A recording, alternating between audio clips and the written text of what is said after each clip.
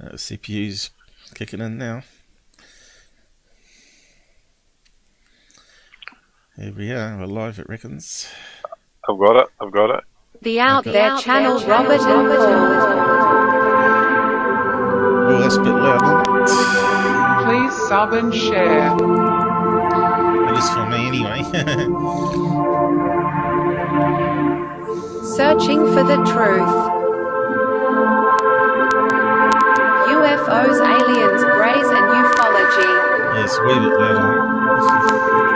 Real images, real stories, real videos, real cases, researched and investigated by professionals in the field and cutting-edge discoveries. I turned down the volume a little on music. Multiple witnesses, abduction accounts brought to you by Team The Out There channel.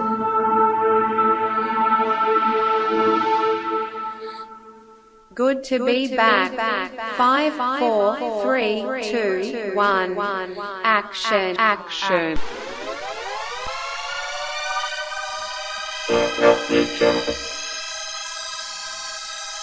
Yo. Okay. I'm still organising here what's going. There's a lot of checks to do even while the intro's playing. Yo! Let's see if that comes up. Side chat.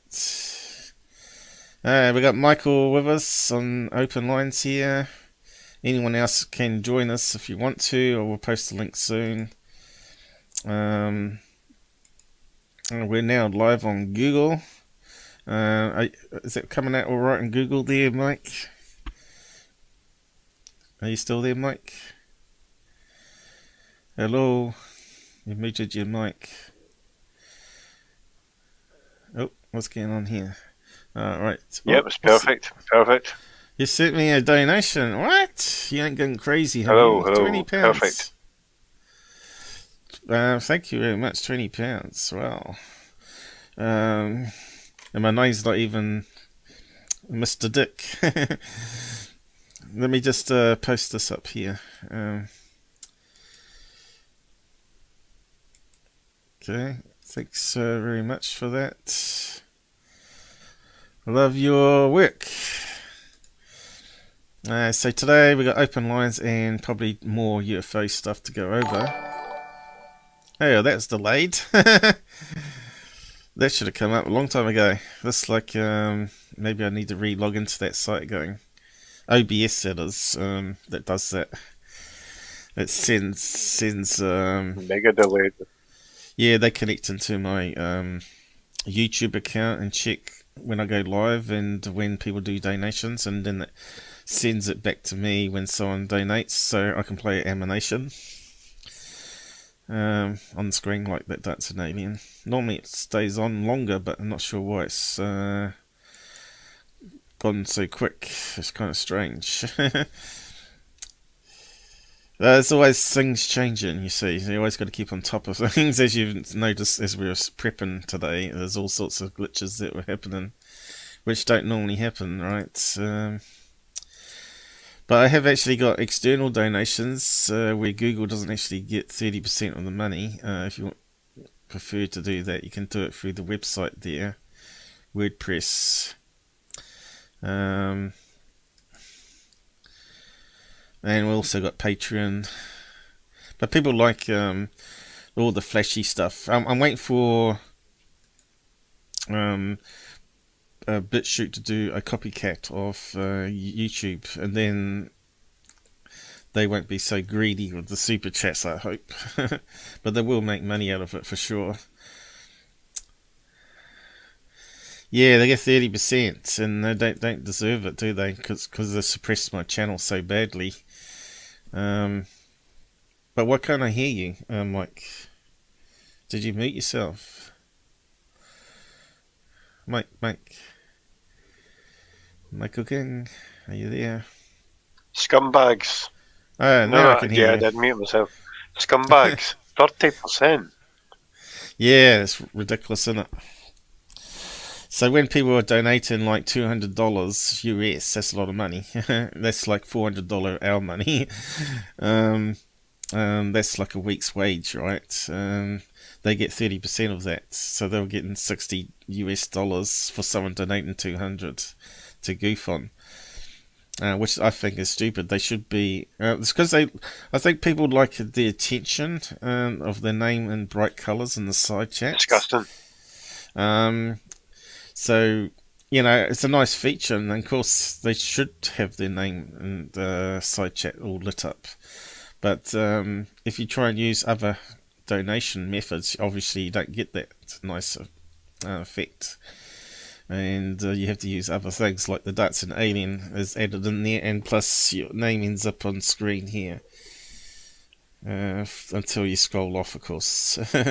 So when you get new subs and stuff and donations, it should scroll up here, or members, when people join as a member, where they pay $5 a month, which is quite good. But then again, they get 30% of that, which is disgusting. Really, it should go up in a tier, maybe, and depend on how much traffic you have, of course. Okay, I need to minimize that. How are my subs going anyway? Well, yeah, it's pretty despicable, to be honest. I've lost Not one nice. bit shoot overnight. I'm not sure why someone's unsubbed for me. Huge delay. Between Google and Jitsi, yeah. So you should be really watching the Jitsi, because then it's in pretty much real time. It should be. Give or take a few seconds. You got to remember, I'm at the bottom of the world and you're at the top, so it's pretty dang good technology, really. So, how did you get into? Well, I suppose we should really ask. Yep, you're the other ask side about- of the planet, man. Other side of the planet. Yeah. You probably are you listening to YouTube or are you listening to Jitsi? Because you'd be 30 seconds or a minute behind replying. Jitsu. No, it shouldn't be that delayed. It shouldn't be that delayed. It should be almost real Oh. time. Yep, Jitsu.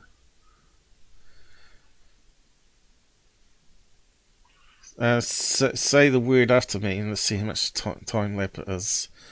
1.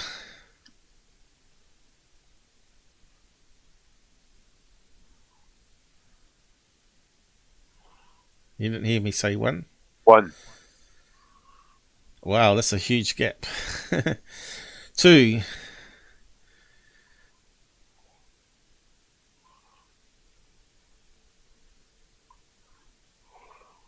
No, it can't be that laggy, 2. surely. That's a good 30 seconds lag time.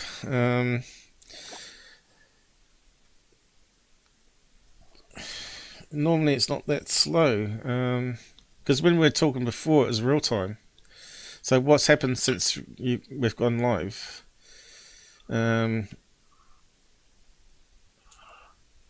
You sure you're not watching listening to YouTube, but talking on Jitsi?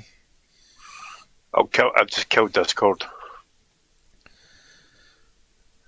Discord. 1.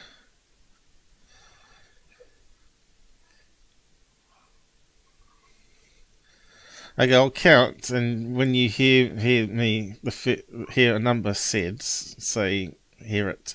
1, 2, 3, 4, 5, Is that any better? 6, 7, 8, 9, 10, 11, 12, 13, 14, 15, 16, 17, 18, 19, 20. You're not hearing me still. 21, 22, 23, 24, 25. No, you're still not hearing. Hello? Mike? Okay. It's, Hello. Can't hear you now. can you just run Jitsi in background? And have you paused? Just close down YouTube. It shouldn't be this laggy unless I've done something.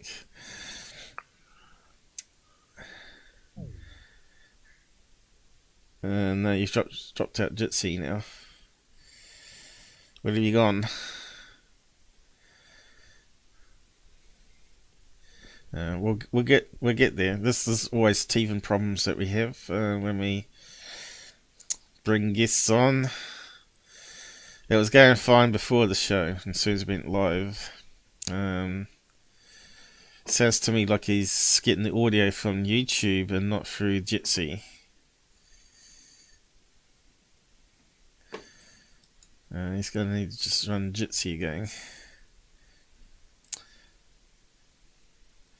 It's best is to stick with Jitsi until you can figure out YouTube side of things.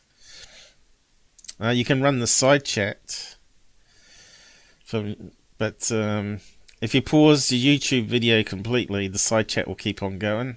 If you just want to get the side chat, not Discord, Jitsi link. I'll just post that for anyone else that wants to join in.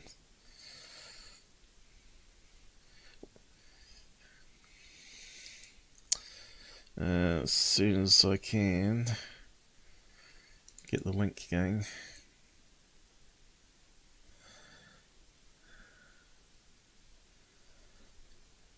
Gotta join Jitsi, mate, not Discord. Not Discord.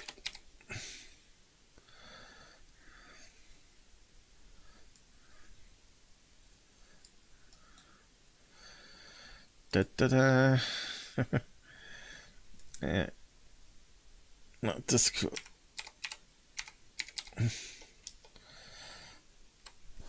Yeah, so anyone can join in if you want to have fun and games. Hey, he's back again. Hello. Are we in real time this time? Hello. Hello. He's not hearing me. Yep. You're not hearing me? Fine. Yeah, I can hear. Is it in real time now? Yeah.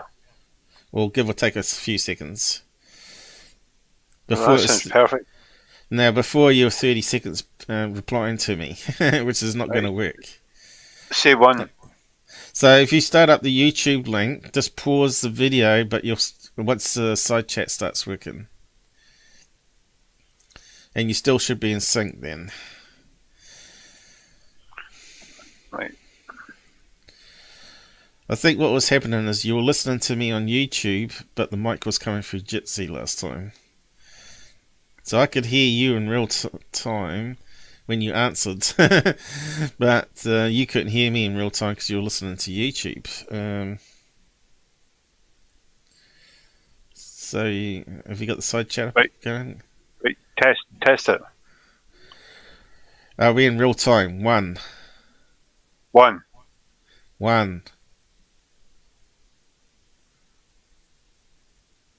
Okay, so that sounded like a few seconds behind. One. If I count. One. You can. Yeah, that's better. If I count and we'll know how many seconds behind it is. 1, 2, 3. Yeah, that's not much. Yeah, there's not much of a delay there. Okay, now we've sorted. Perfect. Yep. Okay, now I'm just bringing up the browser. So anyone else can join if they want to. No trolling, no swearing. The F word especially, and the C word.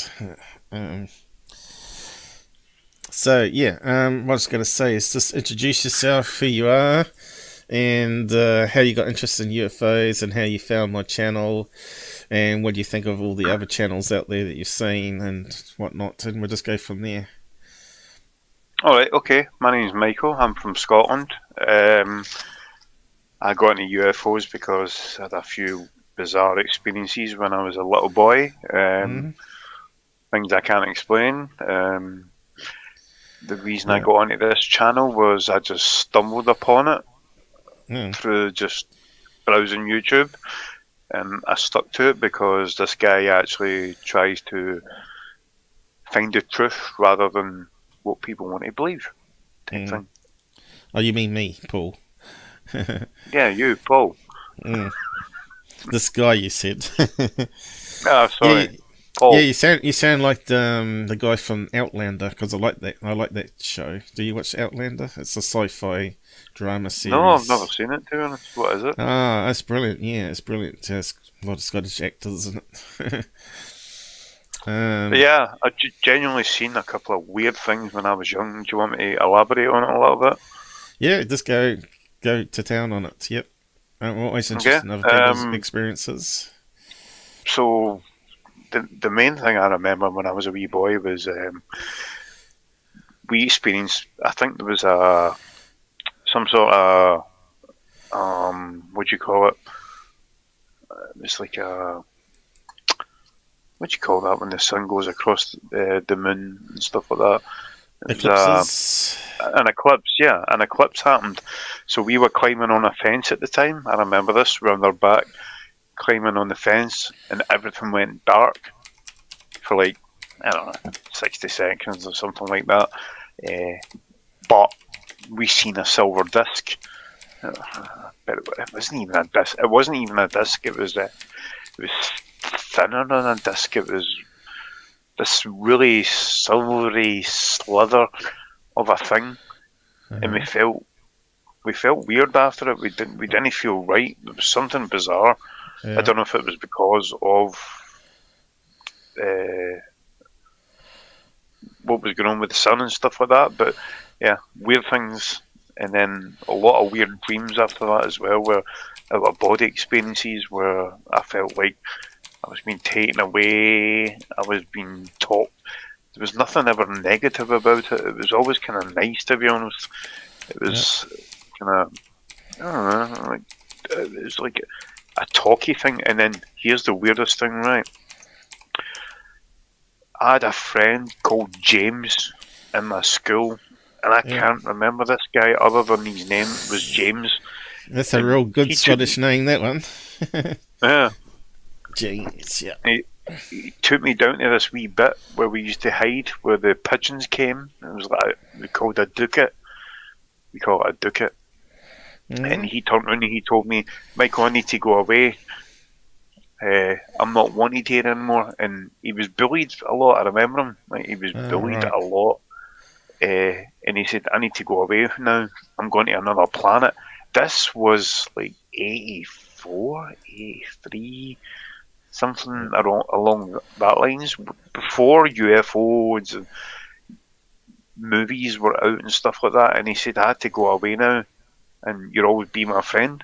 I never heard from him again. And I can never find any reference of him. Either he was made up in my imagination or something else. That's the only thing that I can come up with. Either I made him up, but I didn't. I just can't see me making him up. His name is James, and he did look weird. He had really slanted eyes, like not Chinese, but really pulled in eyes. And he used to get made fun of, and we were best friends. And yeah, I need to go away now. I need to go back to my planet. He made it like he was an alien, and I was like, what the fuck is he talking about? And that was it. But that was like in 83, 84. Do you think he might have been an alien hybrid? Honestly, dude, I don't know. I really don't know. It was bizarre. I've spoke to my mum about it. I've spoke to my ex about it. I've always brought it up and said it was the most bizarre thing I've ever experienced in my life. He didn't do anything special. Did he have any brothers and sisters? No. Him and his mum. One. It was just him and his mum, and they used to get taken the mickey out of. Like people would slag them because they were poor and things like that. Right. And I was the one that befriended them. I was like, I'm your pal and stuff like that. Yeah, I used to do it at school as well. And I know I used to break up bully fights and all that sort of stuff. Yeah, that was another thing as well. I protected him. He got beat up one time, and I jumped in. There was this guy called Michael Douglas, or Michael something. Not the famous Michael He's a Douglas. bit of a bully too, Michael Douglas. This guy was an asshole, and he used to bully him, and I jumped in and protected him. Yeah. and that's how we became friends and things like that. But Right. see, really, when I try and recall memories about him, I can't remember anything. Yeah. All I remember is tiny wee bits and bobs. Like, oh, I remember protecting him from Did Michael you ever get a Douglas or whatever. photograph of him at all? No, What year was this that? Because I know cameras weren't really. 83, 84, Yeah, I 85 suppose maybe. Yeah. it's way I before was like 8 or 9, smartphones. Yeah, and we went up to this smartphones. Ducat, and he Yeah, just said, smartphones I are need to just say so easy bye-bye. now, aren't they?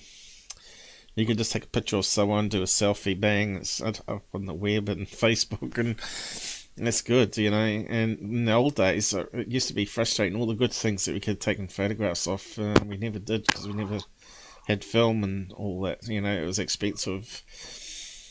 But yeah, we're so sports. Hello? We're so sport today. Are you there? You keep crackling on your microphone. What's happened? Have we got some problems? It says excellent connection here. Are you there, Mike? Where you gone? Something happened there.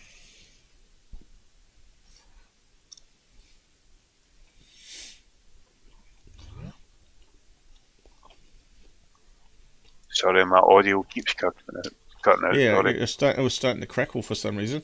It's funny whenever we talk about abductions and experiences, we always have this problem Yeah. where the video, which is normally solid on the previous show, is suddenly all crackly. We start hearing other voices and black screens come Really? up and all sorts of strange stuff starts happening. Are you still there? Yeah, can you hear me? Yeah, I can hear you fine. Cool. Yeah, it cut out there for some reason. Yeah, but I'm just saying before, whenever we talk about abductions and stuff like this, we always seem to have technical problems, like with the audio. That's bizarre. It is. But Anyway, yeah, honestly, yeah. I honestly cannot explain it. It's a thing that plagues my mind all the time. I always think about him. I think I've looked him up on YouTube. I've looked him up on Facebook. I tried to find him. I can't find him. so this thing you saw across the sun, were you able to draw it at all?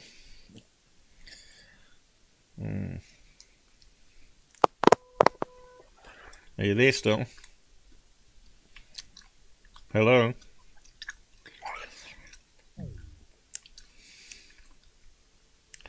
Yeah, I think there's something wrong. Something wrong since I've updated the software.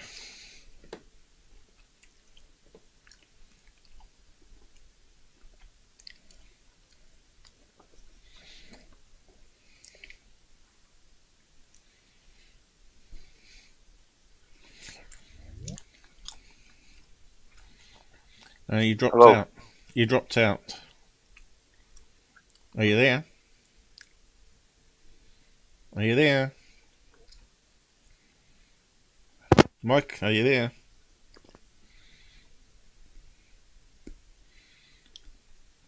Mike,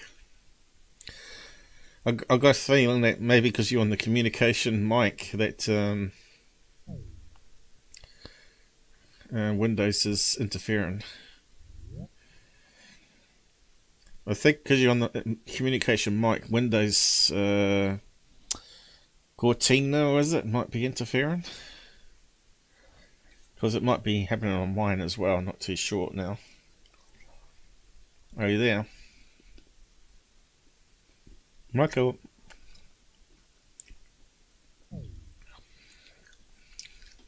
Well, we got blue chicken. We'll just restart this.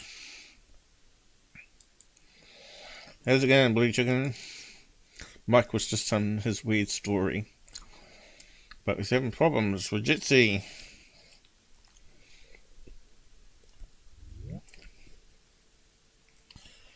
You there?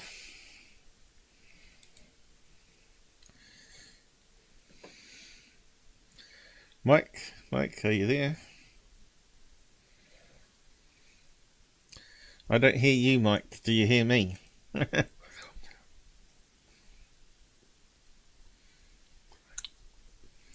Have you tried? Could you see my picture? Have you tried clicking on the microphone and actually choosing your headset mic or whatever laptop mic directly?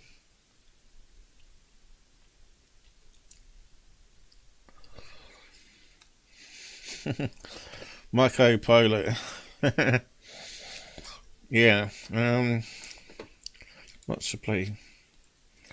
The Blue Chicken Dance. The Kung Fu Chicken. Until we can get Mike sorted.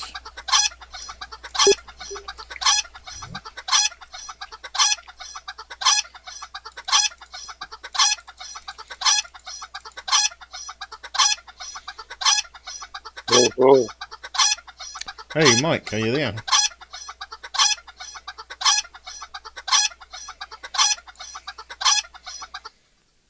I'm just playing the emanation for Blue Chicken. Are you there, Mike? Okay, yeah, I can see you come up again. If you click on the little mic, you can actually select which mic to use, and that generally gets around the problem.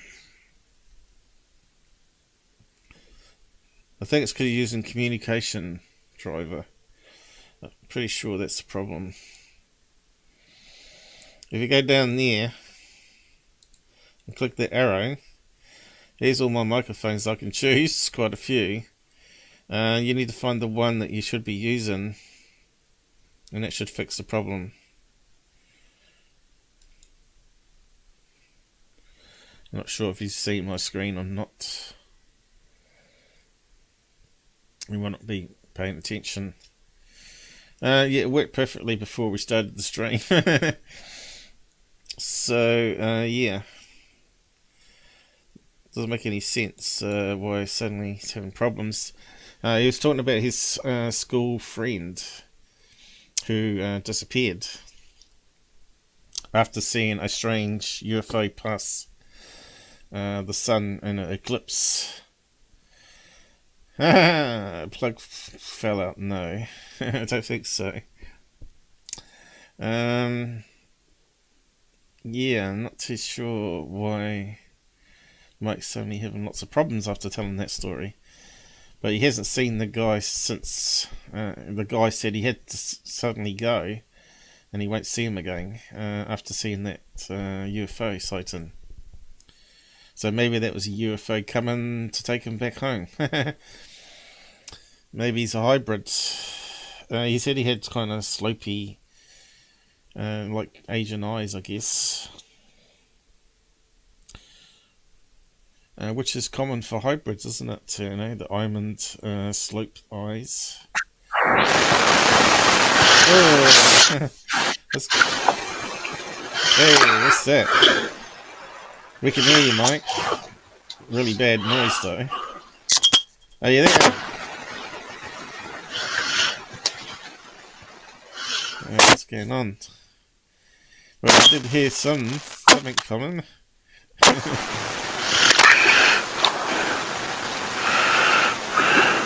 We'll just call this a test run. Mike, I can hear you breathing. Like you sound like me when I got bad sinuses. Hey, Mike, we can hear you, but it's really hissy background.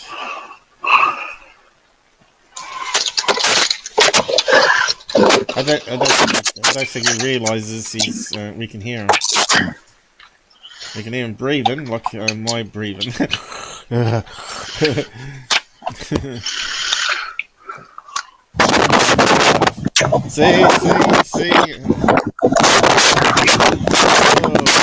Oh, no, it's all corrupted.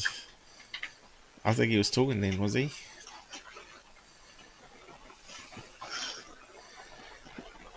Well, we know you're picking up sound because you can start to see your logo flash.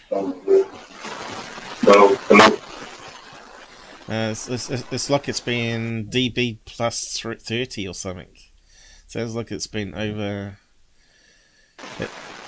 On that mic you're using now, it sounds like it's got plus 20 dB or something on the driver.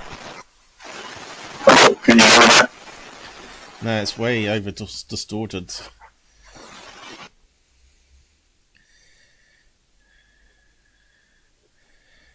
I guess it. Are you using a headset or are you using laptop mic?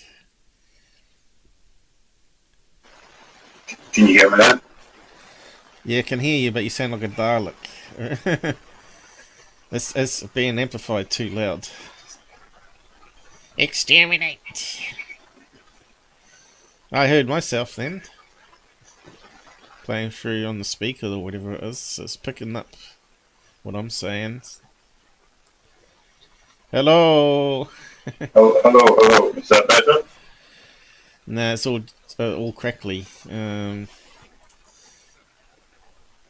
If you play the audio back on YouTube, you'll be able to hear yourself if you talk, and then it should play it back to you.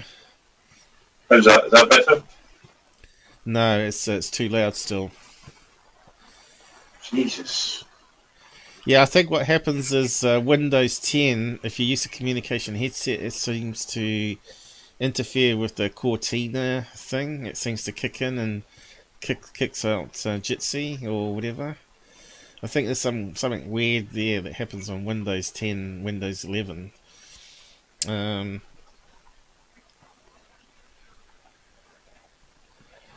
But it sounds really noisy background. Are you on a different microphone there? Is it a headset or what? Yep. Hold on a second. Hey, see, it's always fun.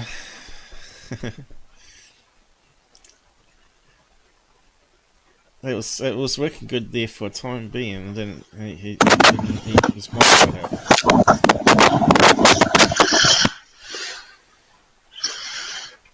Yeah, it sounds like you might be on a laptop microphone at the moment, because we can hear the background noise in the fan, I think it is. And you're breathing like Darth Vader. Really,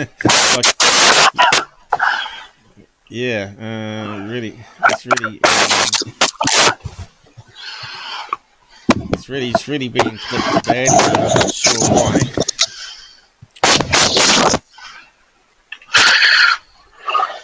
Yeah, I'm not too sure what mic he's using, because he hasn't replied. Can you hear me? Yes. Yeah, you sound like it's a dialect. It's a sort of like when you got that amped up more than the maximum volume, and it's clipping all the sound.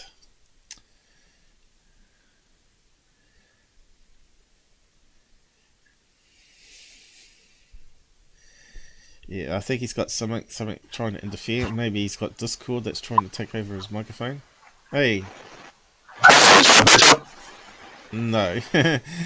If you play it back on YouTube, you'll be able to hear yourself. That sounds really bad.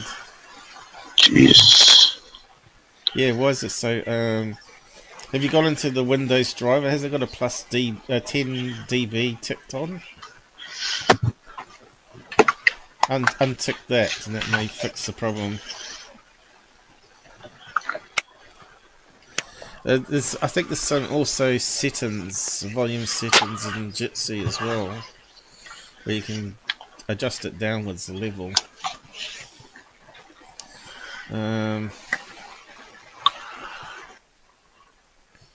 Hello. Was that better? No. How would you explain it? It's like going back into the 70s old telephone call.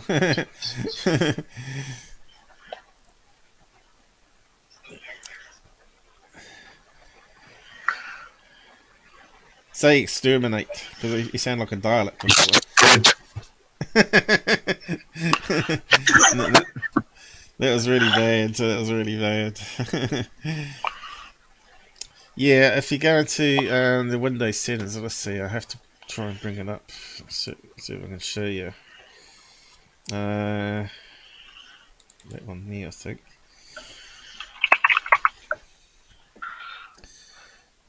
No, it's not that one.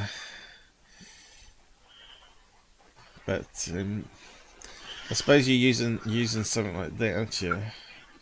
Oh.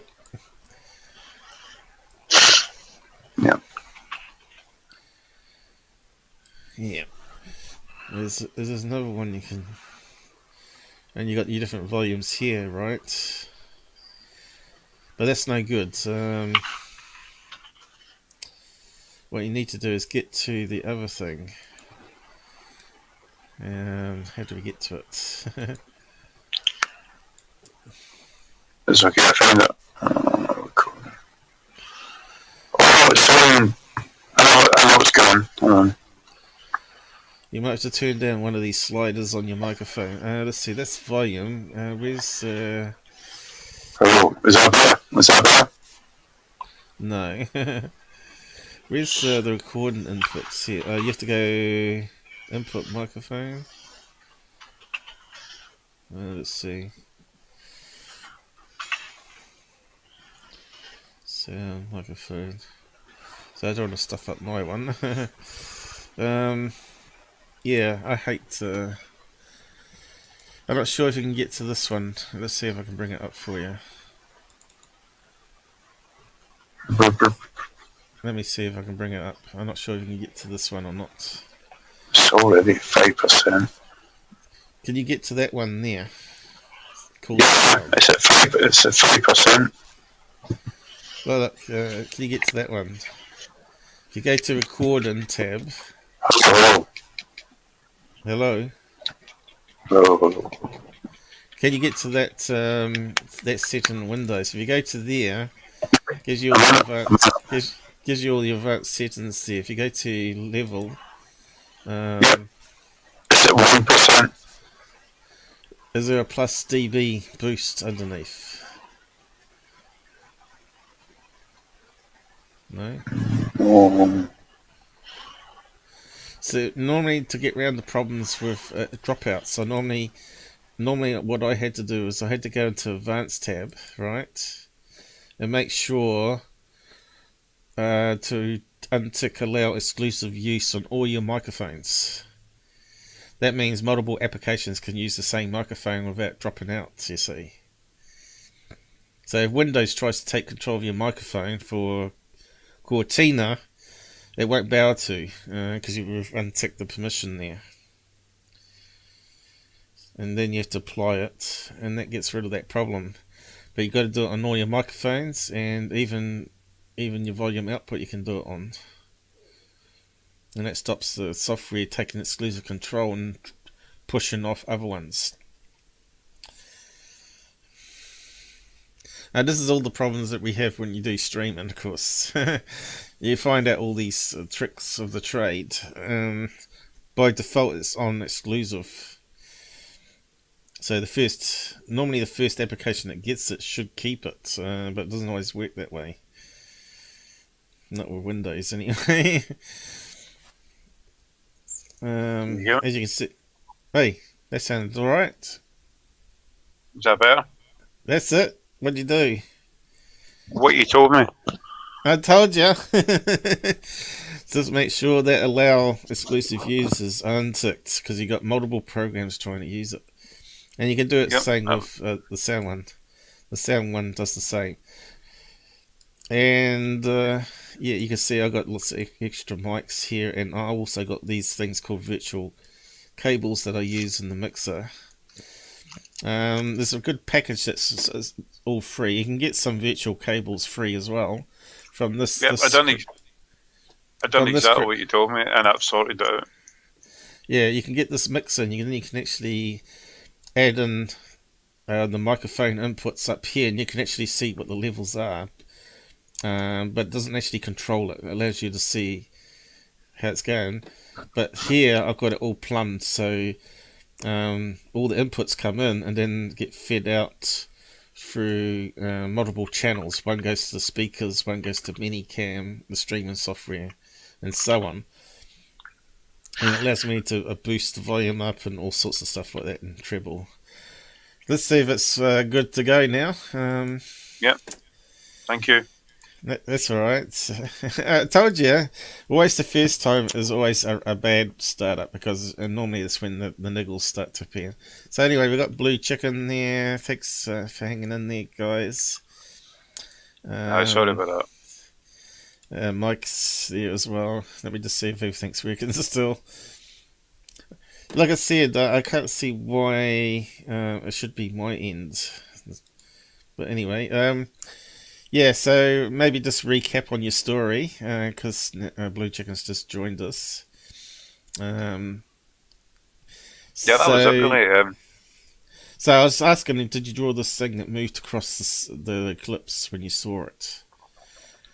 And So this, whether you're about to draw it and actually show it to us at all. yeah, I could probably draw it. It was very, very, very, very thin. Um, Right. It wasn't your typical. It wasn't your typical UFO. It was just a slim feather with silver off to the Okay. left hand side.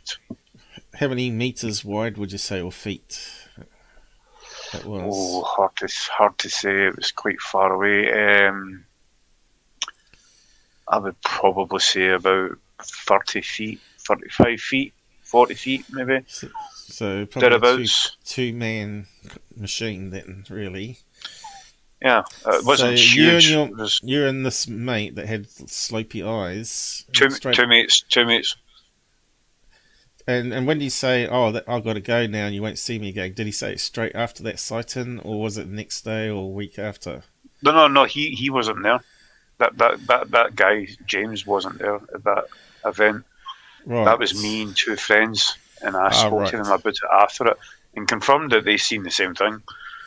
Right. But that wasn't James. James was separate from that. James was a very minimalistic event, if you know what I mean. Like, I only remember I stayed with him one night, and I remember him, people picking on him, me sticking up for him, and then his farewell message.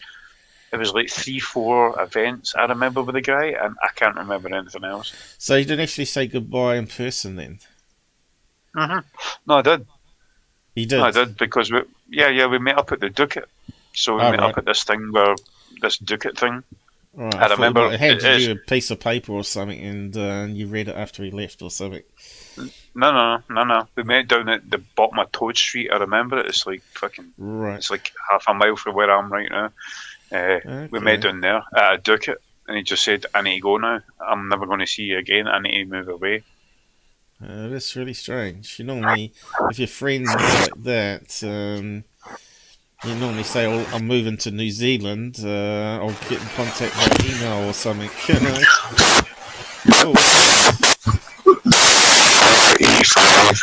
Oh, your mic's gone crazy like before.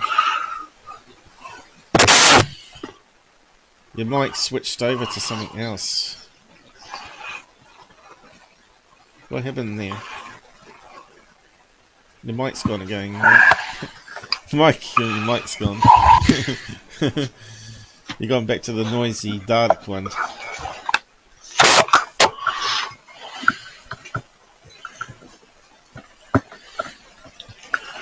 Are you on communication headset there?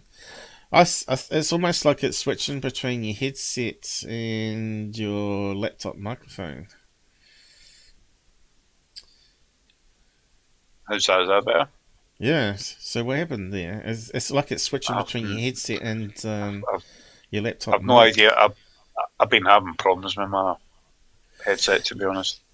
Yeah, it's like you're on Windows 11 though. So I know some people have talked about having the latest update caused problems with streams. So I just wonder if it's affected you there too. Where they're saying it was working. I just read it a couple of days ago. They said that it was working fine on streams, and then suddenly it started dropping off and making static noises and stuff. And that's exactly what you're getting. So maybe you just have to keep doing whatever you do every time it goes wrong, which is every 5 minutes. But looks that it looks like there's a certain delay in between. There was another bug in Windows 10 to do with audiobg. Apparently it's got a bug in it where it screws up the audio bit rates, and that sounds exactly the same problem that you get in Windows 11 there. Can you hear me? Yeah, I can hear you. You're perfectly fine now. But can you hear me? Yeah. Yeah. Yeah, there's a thing called audiobg thing, and it's a problem that's we finally found out was killing our mixer. It was doing exactly the same thing with static, and if you type in voice meter, fix voice meter, I think it's called. Might be able to find a video on it where the guy talks about it.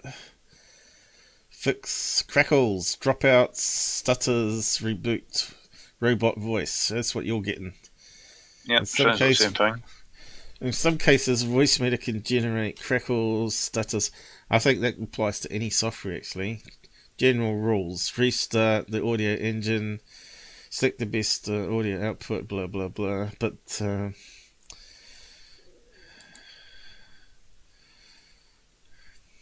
it's not going to show us.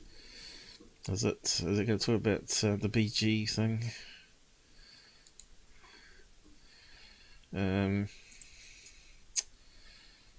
So anyway, it's talking about the mixer, and we're getting the same problems on the mixer.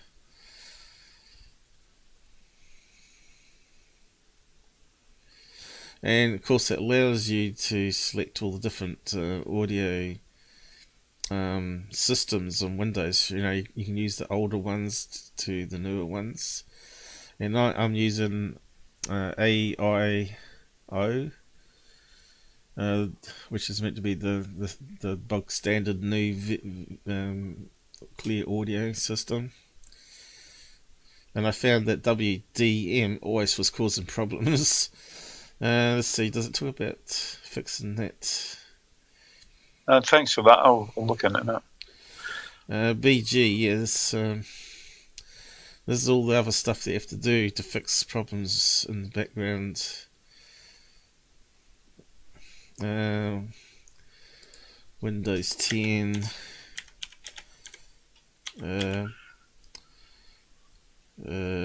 Fix. Let's see. I think the guy does a video on it anyway. There we go. How to fix revisited number 2. 2020. I think that might be it.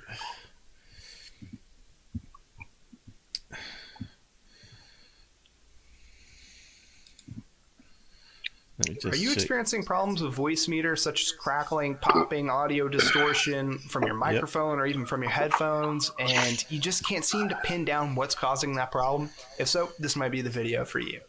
Yep. What is going on, guys? Chad here from How To Tech, the channel dedicated to helping you take your tech to the next level. And yes, we are going to be talking about voice meter and trying to figure out what is causing all these little pesky problems and issues with this program. Now, I want to preface this with saying that I've made another video that covers a lot of these problems, and some of these settings work for other people. They have worked for me in the past on different systems, and then sometimes for some people they just don't work at all. For example, I've had these settings sometimes not work for me literally a month after using them, and they worked flawlessly for a month. I've had family members that have used this program, and none of the settings worked for them at all. So that's why I wanted to follow this up with another video with other things that I've learned and your comments that I've received in the band. All of them, I just understand that they're separate bands, and so as you can see, so if I'm playing a video game, you know, voice meter might still have its own thread, or let alone its own core. If you have a computer and you don't know what you're rocking, you can go here and you can find out information about your computer. So I'm times with computer. So one of the, if you see it crashes after this maxes out at 100, then or 99% usage, then maybe see about upgrading your RAM if you can, or adding another stick of memory. No, if you see that your CPU's maxing out, then that altogether might be more of a upgrade, and that right there could be quite a bit. So what can we do for free? Because there is, in my opinion, almost always, specifically because there's being caused on your didn't, just let me know in the comment section down below. That's not the video. I don't Can you still hear me okay, yeah? Yeah, could you hear me playing the video? Could you hear me playing the video back? Yep, perfect. Yeah. Is that the first one? Let's see. See, he doesn't give any rundown, does he? So you have to play it. Are you guys tired of voice meter potato, or voice meter banana having these weird crackling issues? And yeah, let's go ahead and jump into it. Yeah, And this then might be. KS end up 1024 to 20. And I don't know if I run any through KS to do that without the same as well. All right, guys, that's going to be all for this video. If you enjoyed, make sure to hit that like button, subscribe to the channel. Voice meter bed audio driver.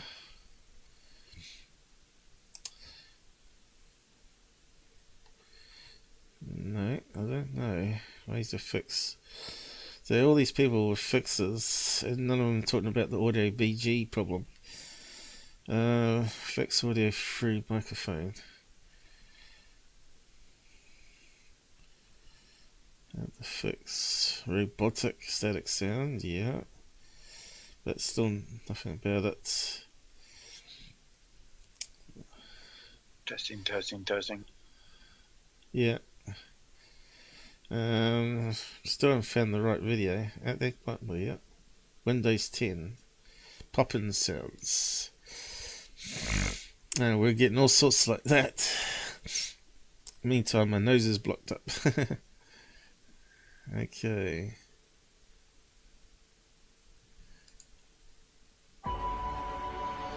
Let me just skim it. In today's tutorial, I'm going to show you guys how to resolve it. Double click on the audio inputs and outputs, and then locate the speakers and go right click on it and select update driver. Select browse my computer for drivers. Doesn't like it. I'll probably get hit with copyright playing these tutorials. Let's see. audiobg. Background, that stands for.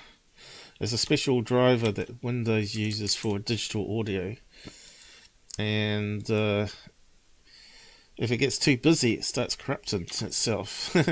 So you use a process called process lasso to set it to one CPU core and some other bits and pieces on it, and it fixes the problem. Audio. What was the process that you said to? Was it AudioBg? BG or DG? AudioDG maybe. Oh, here we go. That one's come up. Yeah, I've got it. AudioDg. Yeah, it's that one's got a bug in it, and I'm pretty sure Windows. So change the affinity to one CPU. One CPU and something else. Fixing. Right, I'm setting it to one CPU. Can I give it two? No, no. This is where the problem starts. Apparently, it tries to task the audio, and it splits it across, and then it loses a chunk, and it causes crackle. Okay, I've set it to one CPU and above normal affinity. Solutions. The first resolution would be to uninstall and reinstall Skype, which is easy. The next one would be to update the audio driver. So, press the window associated with the speaker. I don't really like Indian tutorials, but looks like he's on to Yeah, it. me now. You hear me okay? Yeah. But other people are going to have the same problem. Windows 10, Windows 11, of course. So where were we? You've been pretty stable since we've been trying to look for that tutorial on it.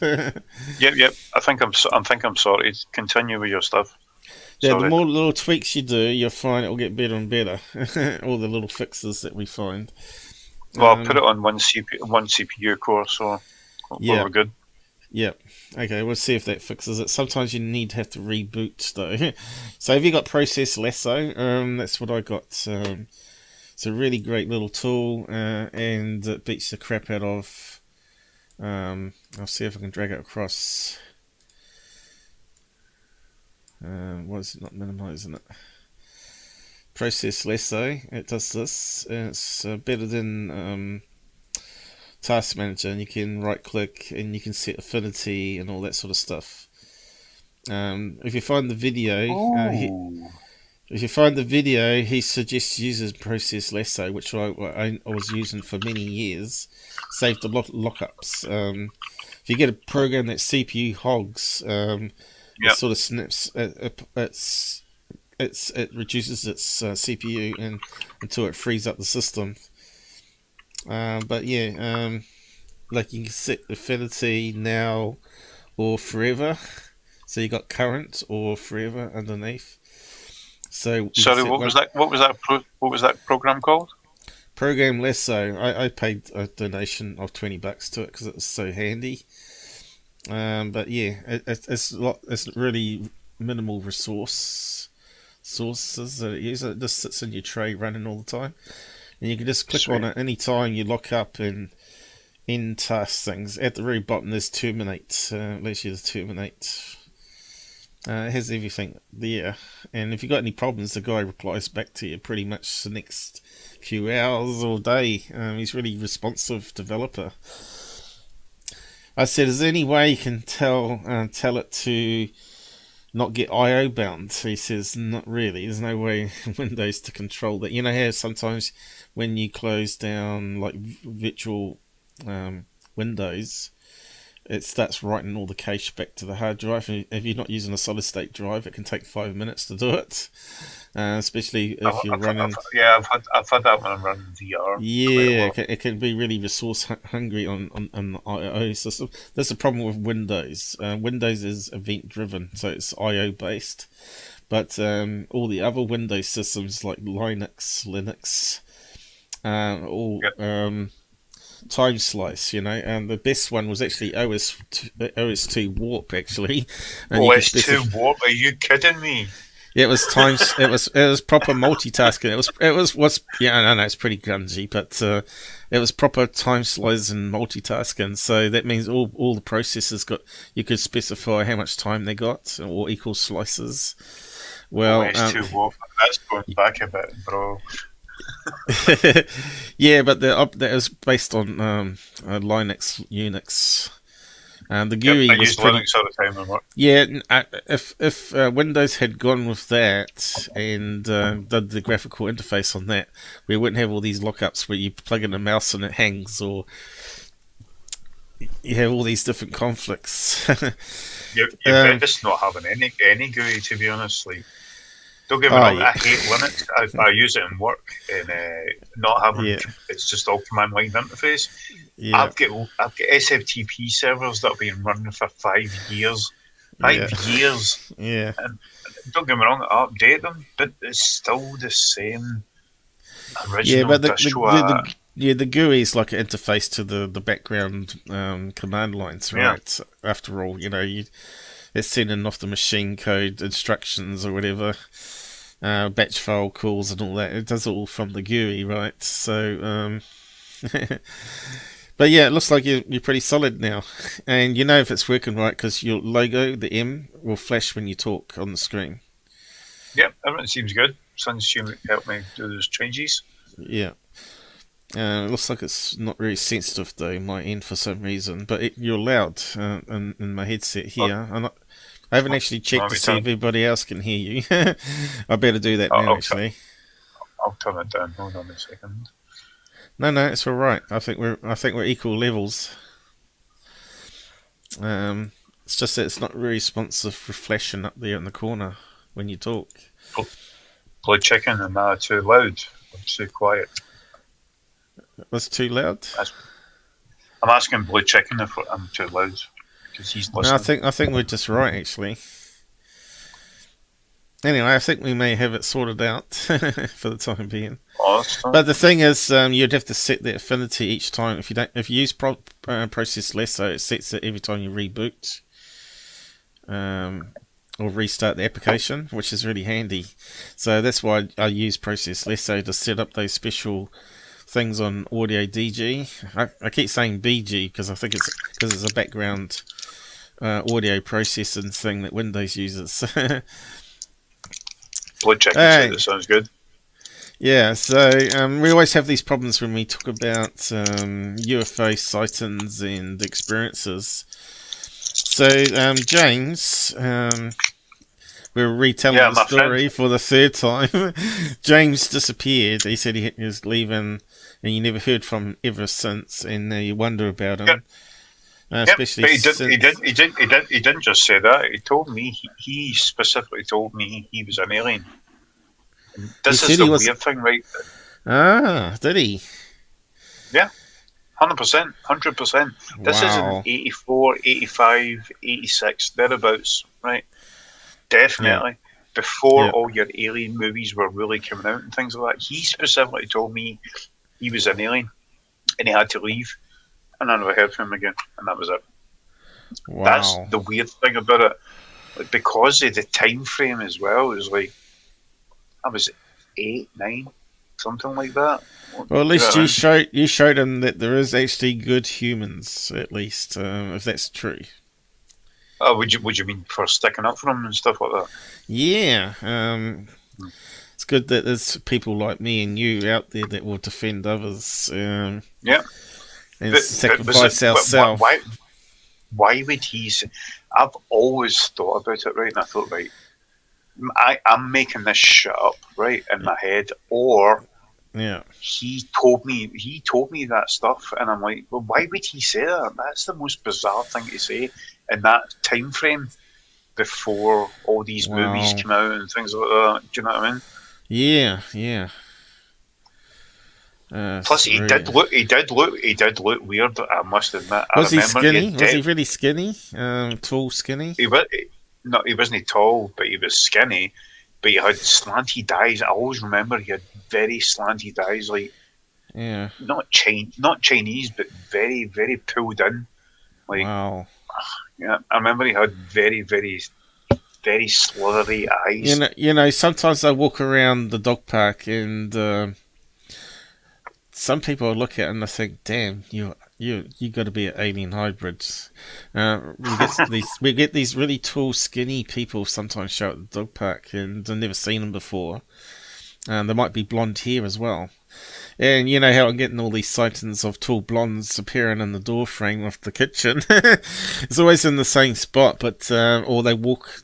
This last one actually walked into the room, which I've never seen happen before, and there was no lower half of the body, and there was sort of half transparent, like it was like you see something at the movies, you know, like where the robot was doing the hologram. It was like that. Obi-Wan, help me! Send help! You know, it was just like that. James wasn't blonde. He was dark haired. I remember he was very dark brown hair. Right. He wasn't blonde at all. But he had like a bowl cut. Yeah, but blondes tend to dye their hair, of course. And you wouldn't know it. Because blonde absorbs the dyes better, doesn't it? Yeah. My most... Honestly, this is a weird thing. I've only got like 3 or 4 memories of James being bullied, sticking up for him, staying with him. I stayed overnight with him somewhere in Ledigg Street, and then him saying goodbye and never heard from him again. Well, I've never had anyone say they're alien and saying goodbye, but I've had some friends at school that I wonder where they're up to nowadays, that sort of went their own way. A lot of people moved to Australia, of course, after school to get work and stuff, in UK and America even. So I think some people are actually in Canada as well. So New Zealand being a small island, people tend to drift away from New Zealand to get more experience, see the world, and work experience and all that. But for yours is a fairly bigger island than our island, and it's got a lot of ancient past to it, and it certainly has a lot of paranormal mysteries, especially in Scotland, isn't there? There's been a lot of wars and terrible, brutal tortures and all sorts of nasty stuff that happened. Only, you know, we're only talking about 200 years ago, you know, or 300 years ago, 400 years ago. Not that long. It's a pretty short time frame, really, how evil humans were to each other. You've seen the various programs on TV about old torture things they had. They had a thing where it was like a horse, a wooden thing shaped like a horse, but it had a steel blade run down the back of it. And they used to gradually lower people onto it and put weights on their ankles, and it gradually would start slicing them in half. The more weights they put on their feet, and they would torture them for confessions. And if they didn't confess, if they put the next weight on, they could slice them straight in half and go up to their chest cavity and kill them. But once it goes through... They used to slice people into bits and put them all over the country. Like William Wallace was a good example of that. Yeah. They also used to pour lead into people's mouths as well, molten lead, to shut them up. Lovely. And of course that would cook the brain and kill them, of course. Go into the lungs. There's nasty things that humans can do to other humans. Nowadays I can't comprehend it. The British were ruthless and evil. They dominated the world for a long time, and they were horrible. Not just the British, horrible. I think the Italians as well, and the French. They're the ones that invented the guillotine, after all. And witch hunting, that was crazy too, back in UK times. Yeah. And how they discovered you're a witch. If you what was it? They put you in the water. If you drown, you're a witch. If you don't drown and come back up to the surface, you're a witch. I can't remember, but everything was basically you're a witch. No, either option, you were going to die anyway. Like, they put piles of rocks on your chest until you confess. And if you don't confess, they keep putting more rocks on, and of course that stops you breathing, and then you die. And that means you're innocent. But it's too late, you're dead. And same with the water torture one, where they keep lower you into the water for a longer time until you confess, and eventually they drowned. Strange way to torture. It's fucked up. Yeah, it is, and we're still doing it today with water tortures. Hidden. We got Americans sending off prisoners to overseas because they can't do it in their own country. They get other people to do it. That's crazy stuff. But it makes you wonder why aliens don't want to talk to us, though, doesn't it? It's quite honest, really, that they still haven't matured. The people haven't matured spiritually or in their souls, and I think people are on the right course there. What's this popping up? $2. Oh, thanks. Yeah, Michael's been a really good donator today. He gave £20 at the start of the show too. Thanks, mate. You're welcome, bro. Is that showing up? Yeah, it's showing up still. So most of my alien sightings only happened since I started my UFO channel and started interfacing with people like yourself that are really legit people that have had weird experiences, and also MUFON case investigators. Some strange stuff happened there. So once all these people started telling their stories live, someone didn't like it, and we started having all these problems with audio and video and dropouts and chats, and having to find workarounds, and hopefully the stuff that you've done now is actually blocked maybe some interference from a backdoor that you may not know about. Because as soon as you take exclusive use off, that means it's less likely to get hacked into. What's the backdoor stuff you're talking about? I like to know. Well, there was actually backdoor stuff actually written in Windows itself. Remember, the Israelis found 2 major ones, and they were using it to take out Iranian, nuclear enrichment machines. They got it to load it onto their PCs through a USB stick or through email or whatever, and they took over their facilities with this backdoor, and made the timing go wrong, so it would bake or process the material too long, and it would cause a big machine failure that they had to replace all the machines. Well, that's what they did. There's some documentaries on it anyway, if you're interested in hacking and all that sort of stuff. But there was, once that got found out though, they started using it back, and they started using it against regular people and other businesses to extort money and sell it to other hackers. So that's the problem. Once you start using these exploits, eventually they get found out and used by the other side against you. Oh, thank you. And yeah, and of course Microsoft didn't have any fixes for it, remember? And it took them a good year before they managed to rewrite a lot of the drivers, libraries to block the holes. You know, when Alex Jones was blabbing that they can listen to you on your voice, on your microphone, on your phone and laptop, they were doing that. And NSA were using this Israeli found exploits in Windows for many years, until they made it public, because then it was starting to be used against the West, so they had to release the bug fixes to rid those two exploits. So now they haven't got those exploits themselves.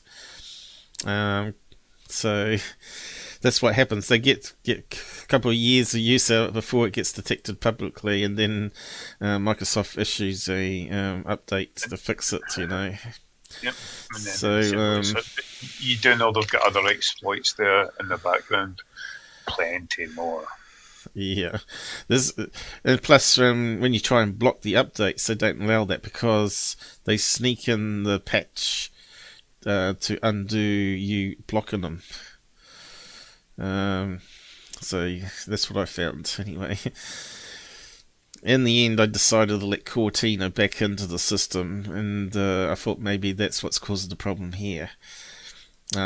For many years I was blocking it and it was working fine. Then I decided to enable it. After some updates happened, it started half working, half not working. So I thought, let's try and do another update and fix it and bring it back in, and the system's been stable since I've done that. So it's to do something with Cortina and the audio system there. I'm pretty sure they use it for spying, but anyway, it's just my suspicion, that's all. You know, I'd be doing live shows and my two screens would go totally black, and I would lose mouse control, and the virus scanner says there's no key loggers, no remote control enabled. I would even disable the remote control on Windows desktop just in case, and I still occasionally would get these blank screens. I think I managed to stop that somehow. What did I do? I think I renamed a certain library or certain... Yeah, I think I might have renamed a library and made it zero size, so it would never actually work properly, and it got around the problem. But yeah. Anyway, yeah, carry on talking anyway, Mike. I don't want to take it over. What would you like to talk about? Well, you've had one experience. Was that the only experience you had? That is the main one. You know, if you hang out with me, you'll get a lot more. Yeah, that was the real only one that I had, to be perfectly honest. Everything else has always been either drug consumed or whatever. Yeah, I've had other experiences, but they were always under the influence, so I could never use them as fact. Well, you know, that was when I was a child. Yeah, Robert and I sort of met up by pure chance. I think it was from a Facebook group, and he started watching some of mine, looking what I was doing. But I said, "Oh, look, have a look at this one called Optical Illusions," and I said, let's see if you can see this religious figure appear in front of your eyes when you've watched it. And he watched it and he got it. He got this image of Jesus Christ in front of his computer. And he said, I don't know how he said, I don't know how you done that, but that was just bloody awesome. And the key was that you had to look at the screen in the correct way and then look at a wall. Oh, is it one of those your brain with the eye? No, the brain reassembles all this graphics that's on the screen into a 3D model. I don't know how it does it, but it creates an inverse of what you're seeing on the screen, and it ends up looking like a 3D model of Jesus Christ floating in mid-air, and then gradually it starts fading. That's quite easy to do, to be honest. Yeah, but you'd be surprised how many people had a go at trying it. Okay, let's go. Let's give it a go. In fact, I've taken this water pill today. I wasn't expecting to do a live show today, but I'm going to have to dash off to the toilet in a minute. So it's called... that was my fault. I pushed you in there. No, that's all right. It was worth it, though, wasn't it? Yeah, I think in the end it's proven that Jitsi is stable once you do those weird settings on Windows 10 at least, anyway.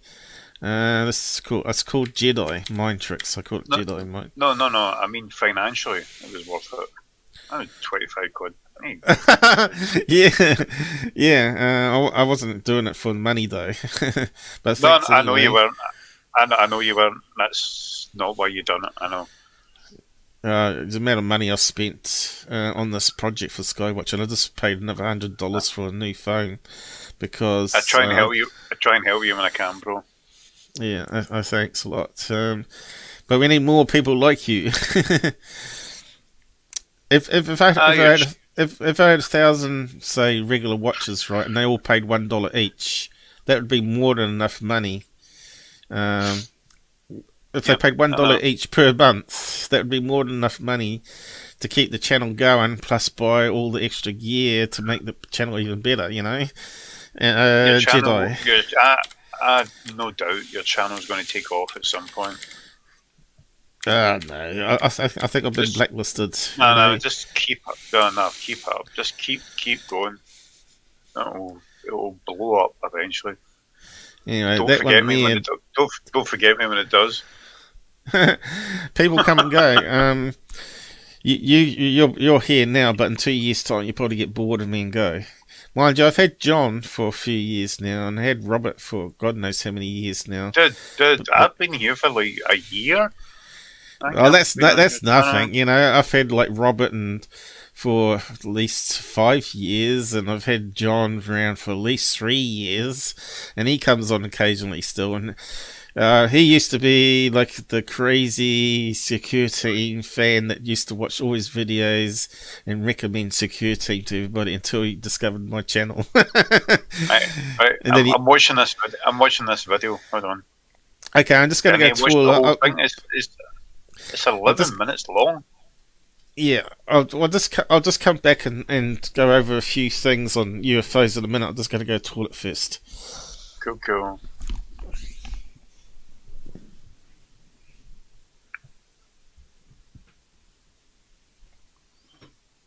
Follow this correctly and you will see a vision of a religious figure.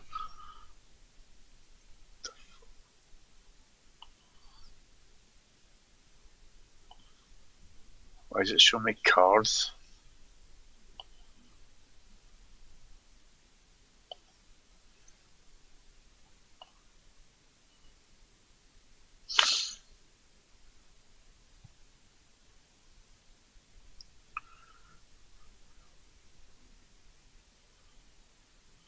Oh, I've seen this.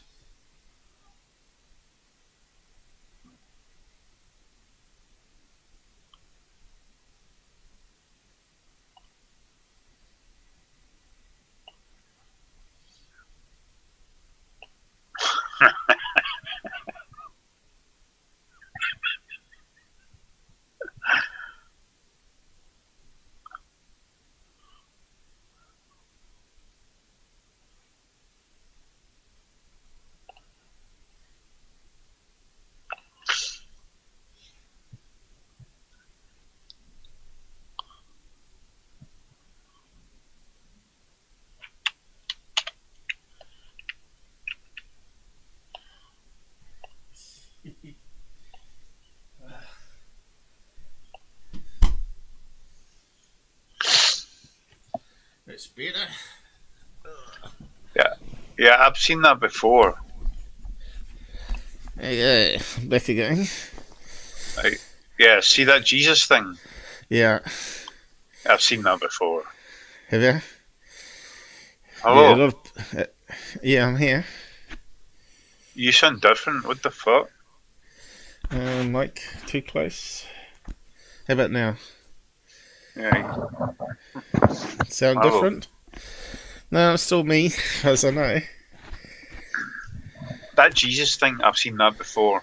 Okay, yeah. It's just a inverse visual thing. Well, actually, it forms a three-dimensional shape if it works right. Yeah, I know, but it's just part of the brain. It doesn't mean anything. Yeah, but this shows that the brain is extremely powerful. Easily fooled. And it just shows that aliens could easily implant images into your head if they know what regions of the brain to influence. So, your name is it James? No, I'm Paul. Paul. Shit, why did I say James? Paul. Sorry. Paul Skinner. I apologise. Yeah. No, I said So, James is a really good Scottish name. Before. Have you seen? So I've see apart from that experience with James that I was telling you about. Yeah. I've had things where I've seen things with my own eyes. Right. Paranormal? I can't explain.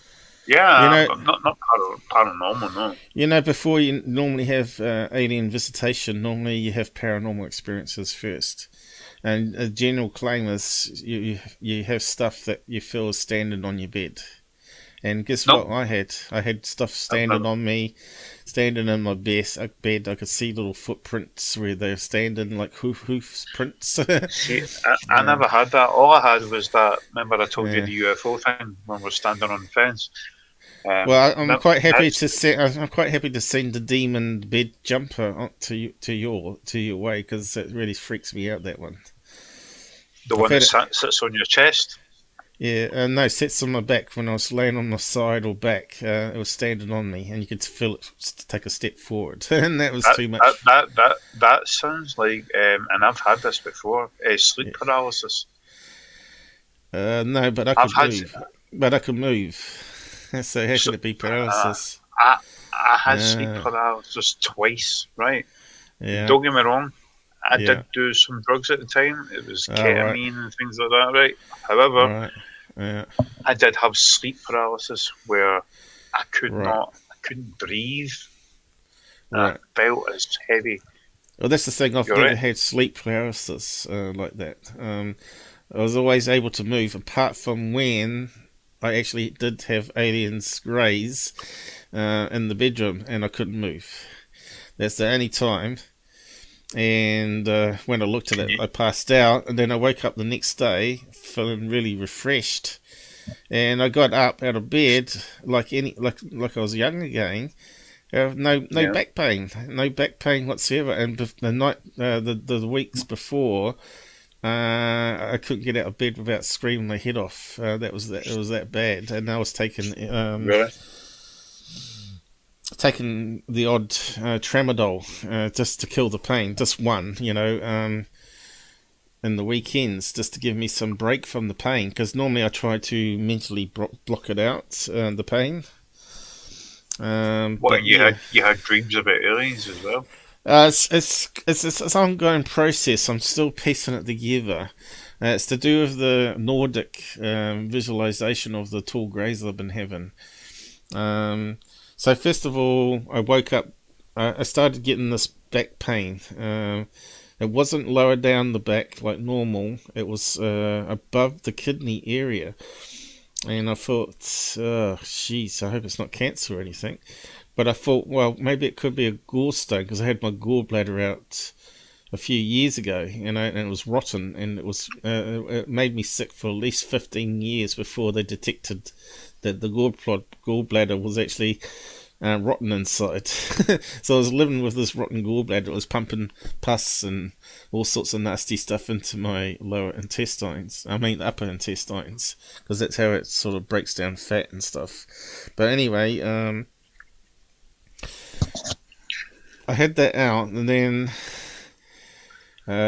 wasn't for a few months after I started getting really bad back pain, and I don't know why. And I thought it was something to do with the operation. Maybe some gallstone got left behind or something, or scar tissue. How long ago was that? And then another year passed, and then I woke up one night to see in terrible pain, but I couldn't scream and I couldn't move.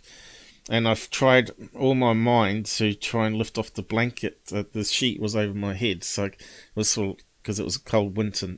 I think it was wintry night. It was meant to be summer, but it was cold wintry night for some reason in February.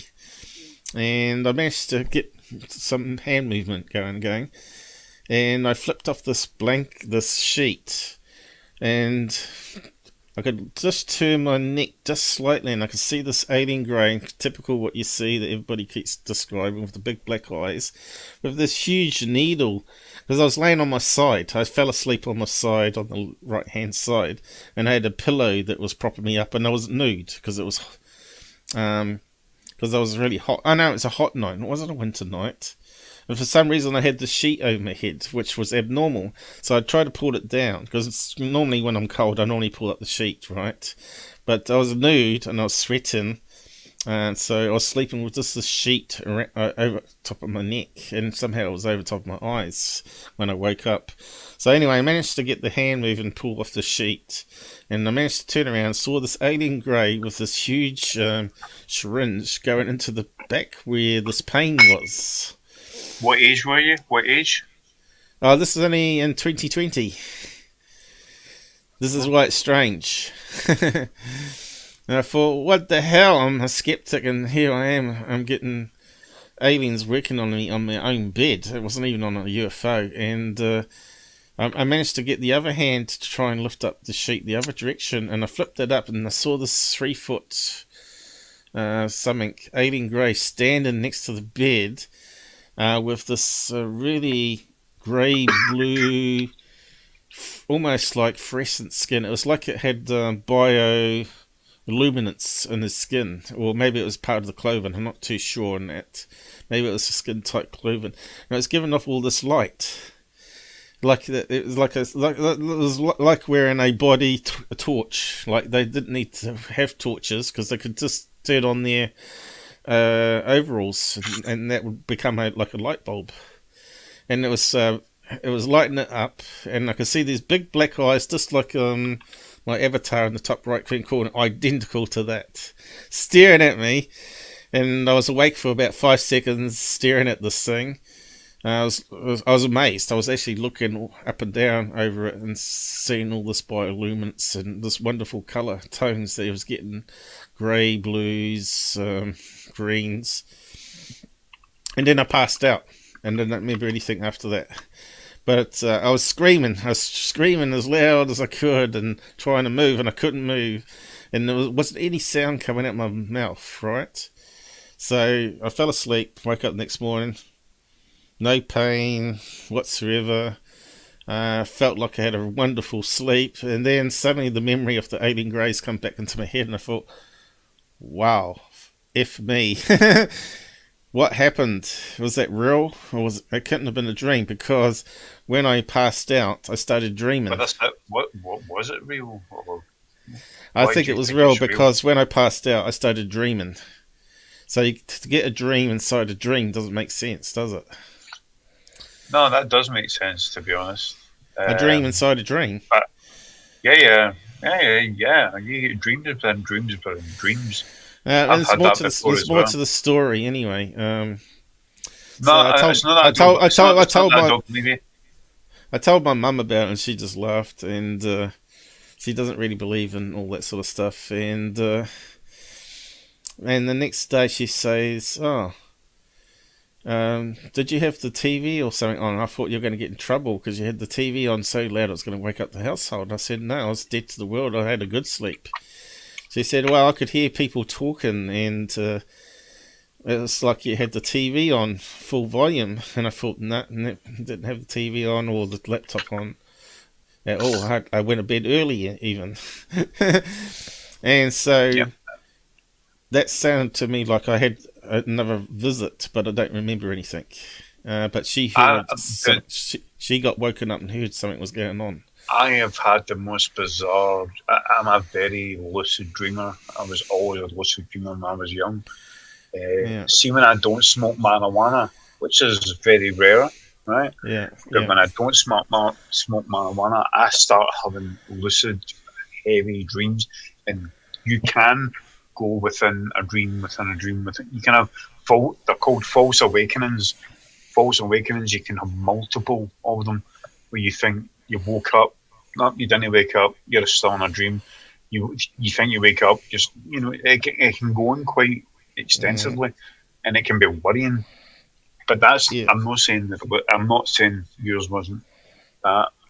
I'm just saying you can have these massive. But this is why I document things and normally tell it on air, so it's documented in the video account.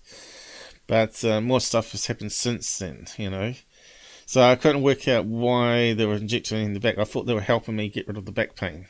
But now I think they may have been causing the back pain. And it's quite funny because a year before I met Earl Grey. No, a year before I met Earl Grey, and he had similar abduction experience. And he says, "Look, Paul, I can't guarantee it, but you may possibly get some strange stuff happen if you become friends with me." And I said, "I'll go on with you. I'll take the risk." And of course, oddly enough, a year later, this experience happened. Exactly similar to his experience, but he got dragged off into a flying saucer that was merging in with his bedroom in California. And his wife was in bed, and she said, "Oh, this is what I'm going to have to put up with, your alien friends." And she then went back to sleep again. But she remembered the next morning that about the aliens dragging him off, or seeing him in the bedroom anyway. So yeah, it's kind of funny that his story, he actually got a witness to back up. But so Paul, what I'd be really interested, I'd be really interested to see your favourite UFO pieces of footage, because twofold. I want to finish right. Number one, you do a good job showing up false UFO videos and analysing things like that. Yeah, 100%. That is your biggest... The video I would like to show you, the guy wouldn't give us the original source, so I couldn't pull out the same quality as the snap frames that he got from his source. He sent down a compressed version which loses all the quality, which you can't do, even with MP4. I totally forgot my second point now. Shit. So the first one was that you do a good job of debunking and things like that, and I'd like to see your favourite videos that maybe show genuine UFOs. I had a second point and I can't remember it now. It was something like... Shit. I can't remember. I thought that was the end of your points there. When I had another one. It'll come back to me. You like me exposing the frauds, maybe? I like you exposing the frauds, but I would also like to see your favourite ones where you think they're maybe genuine, because you obviously have... That was it. It's come back to me. Yeah. So, because you've had experiences, right? And so have I, and so have a lot of other people and things like that. So you obviously believe in it. So show us, is there any good evidence? I believe in it more now. I've been in the field for 6 years looking at this stuff, yes. Is there any good evidence for UFOs that you're aware of? Well, I have got a playlist with the best 2 video ones, and that one was that one that... apparently MUFON got the full copy of that video, and they didn't have rights to make it public, and the guy is a debunker, and he didn't want the video going public because it was the best evidence I've ever seen. Because he said he saw this thing in the sky. He thought it was a balloon at first, going all over the place, but it was going against the wind, he said. So he got his camera out, which was a 2018 smartphone with 2 times optical zoom. It was one of the first one that had actually a decent lens on it, and it was 4K, and it could do amazing rates of frames per second. So I'm not sure what his original video had, but the one he gave me was so over-compressed and low bit rates that all you could make out was the details that could suggest it was a balloon. But until you see the actual frames from the real video, you can see no way is it a Mylar balloon. So that's the difference between spud cam and a real optical capture. And it's only 4 seconds. 4 seconds of his 20-second video that's any good. Shit, are you kidding? Only 4 seconds of that 20-second video he caught where he had it stabilized enough. That makes me suspect straight away. No, and you should have minutes of. If anybody was ever shooting a UFO, he would just stop filming. He was outside his house on the street, and someone walked past, and he was getting out his phone to get the phone app up to try and film this thing and zoom on it so he could see it better. And he said it was moving all over the place, so he was having trouble trying to pin it at first into the... Yeah, but 20... That's ridiculous. You would film it for minutes. No, because the time he got in focus, there's only 4 seconds that were any good in the whole video. And you can see plain as day the flying saucer, right? There's no doubt about it. It's no Mylar balloon. And you see it actually zoom off. In that 4 seconds. 1, 2, 3, 4. So once it got to that 4th second, it went zoop, gone. Are you watching that right now? No. I can't show you the video. And the video I had, you could see it zoom off, but you couldn't see the details that he got from his original 2 frames. Was in that 4 second segment, the 2 best frames. Can you share it on Discord? It's on my YouTube channel. I keep bringing it up time and time again because people keep asking me the same one. You know, playlists. In fact, we had another Michael on. Michael Cameron, was it? He was talking about his abduction experience in the UK, and I had analysed the footage a wee bit more, and we found out a bit more about it, that it was the same one that MUFON got. I thought it was new footage, and it was exactly the same as the MUFON one, because I said, that looks very similar to what MUFON caught that Earl Grey gave me 1 frame of.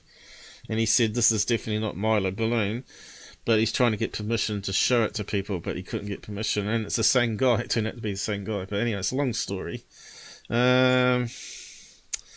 So, best legit UFO footage according to Paul.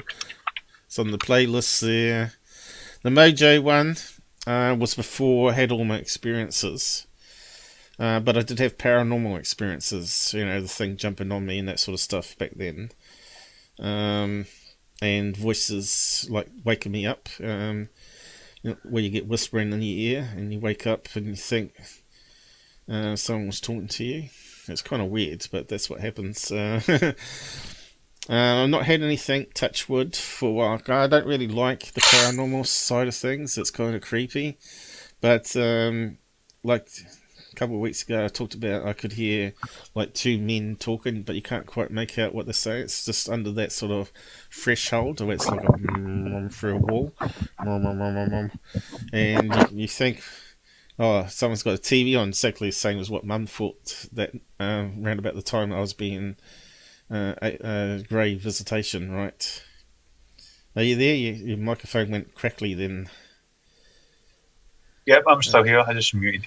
That was all. Right. Okay. When you mute, it probably makes the switch go quickly. So if you go into there, there's 3 videos there.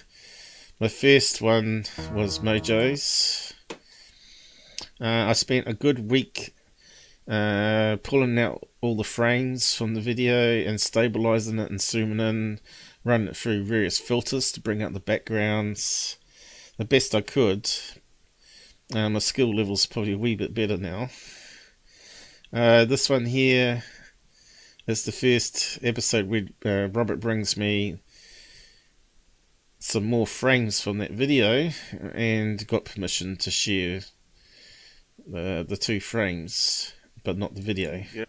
Unfortunately, the video was going to be fantastic, but here's 2 frames that I enhanced from the video. So I got this originally, this one here, and I thought, oh, could it be a Mylar balloon?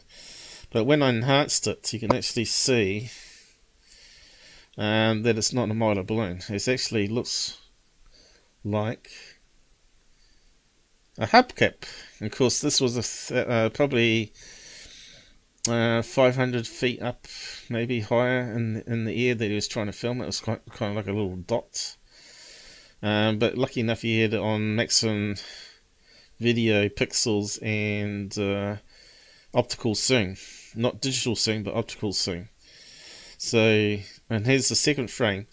Now, this was later on, so it was wobbling all over the place, like it was out of control, is what he said. And you can see that in the video. It's going all over the place.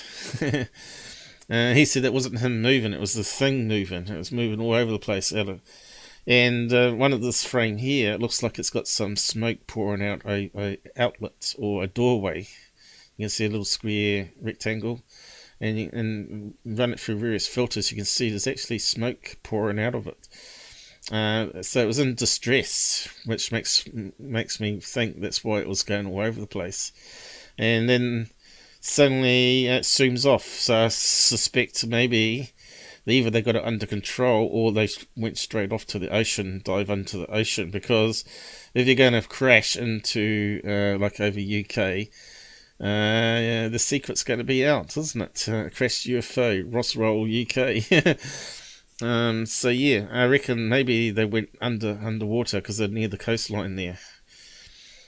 So that was the best video I've seen of not a dot in the sky, but this kind of quality in the video.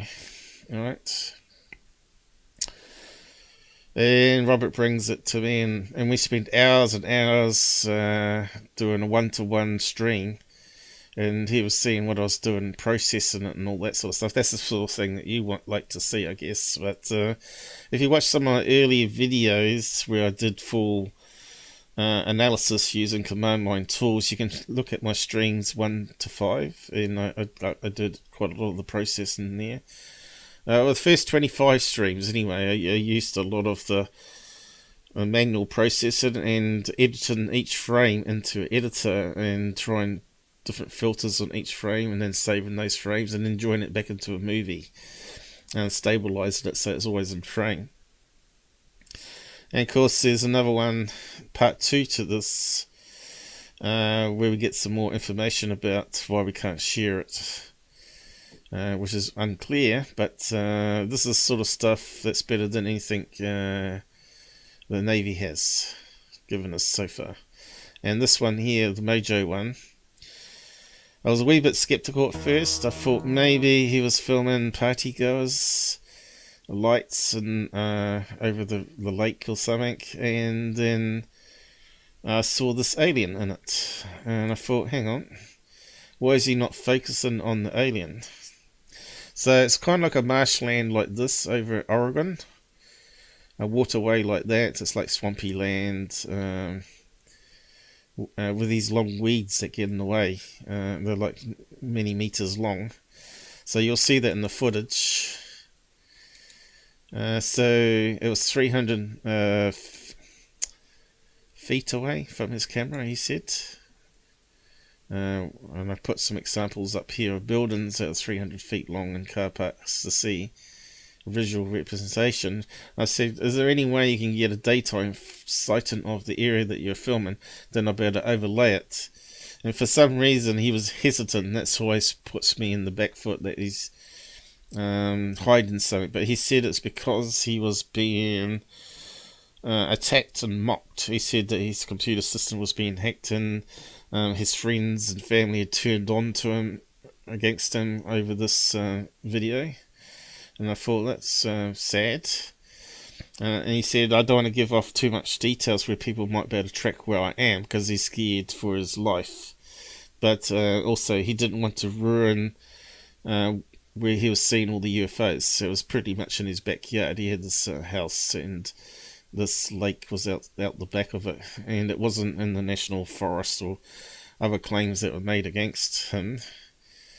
But in the video, anyway, he films. This is like a 50 by 50 pixel area where you see movement in the video. And at first it just looks like a load of lights. So if I just play that bit, and you can see when I start enhancing it.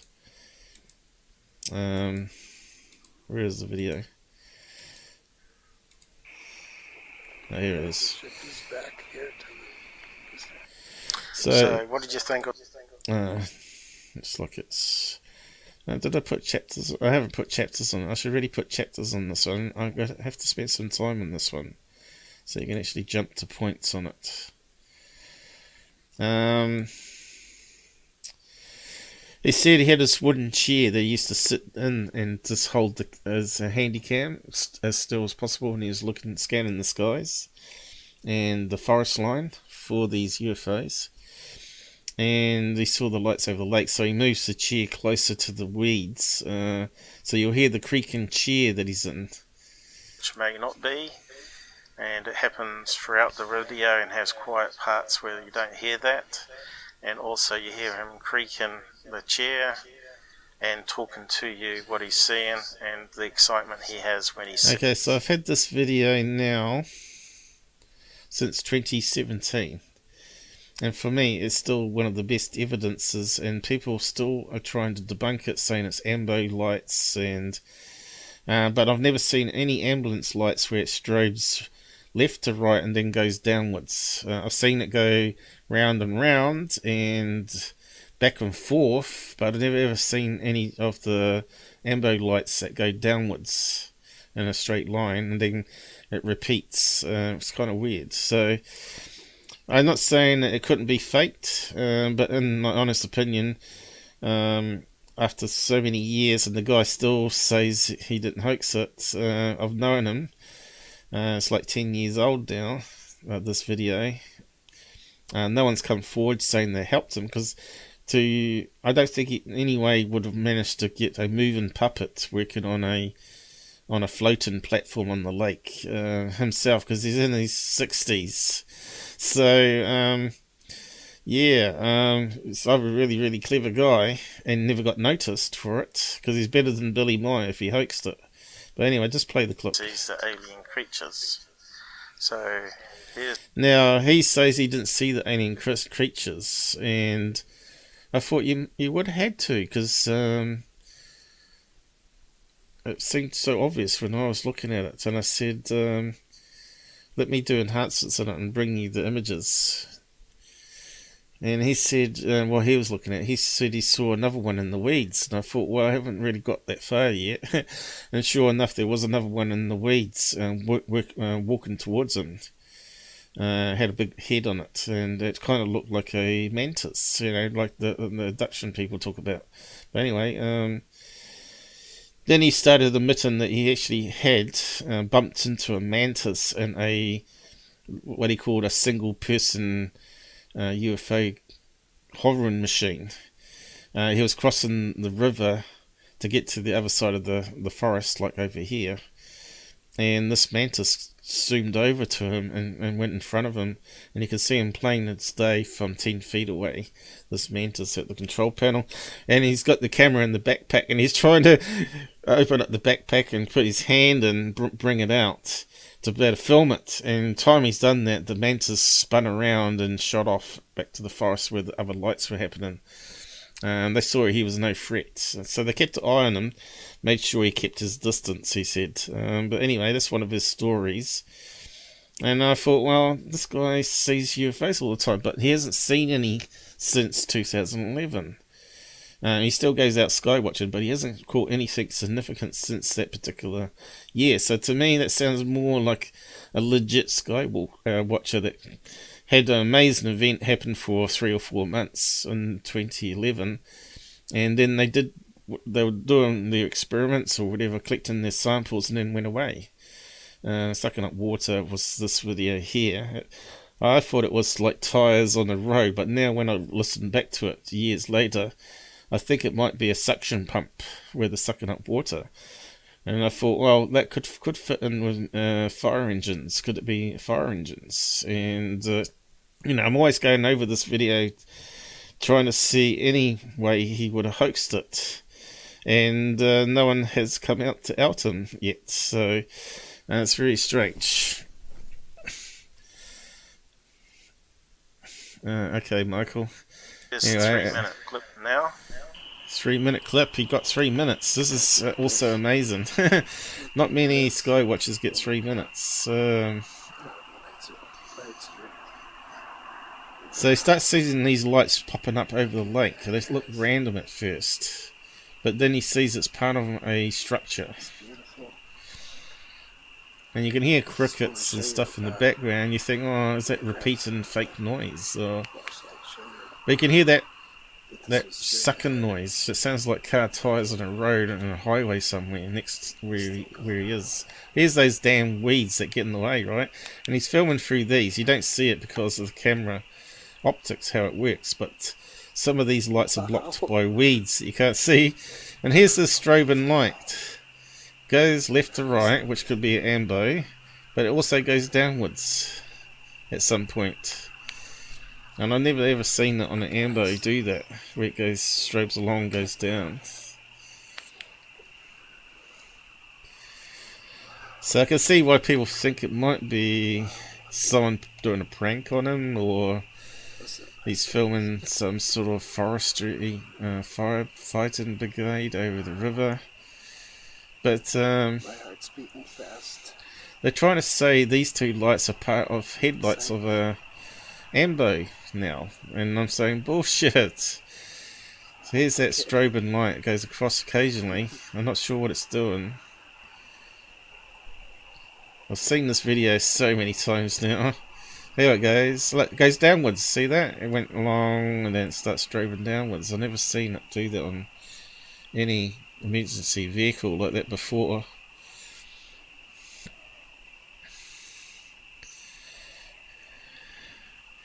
So what I thought, those lights seem random, and then I started taking the lights from every frame and overlaying them, and it started making a shape of a UFO.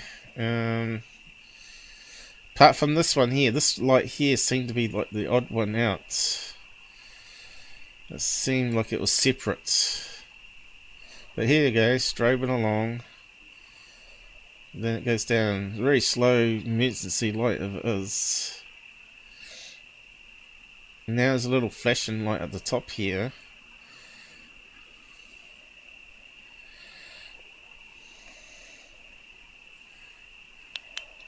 So like I said, I got all the lights, 50 frames, and merged them together. So there's those damn weeds again. Now you keep thinking, why does he shine the torch? I thought that may be because he's got a low light candy cam. When the torch shines, it recalibrates to the low light.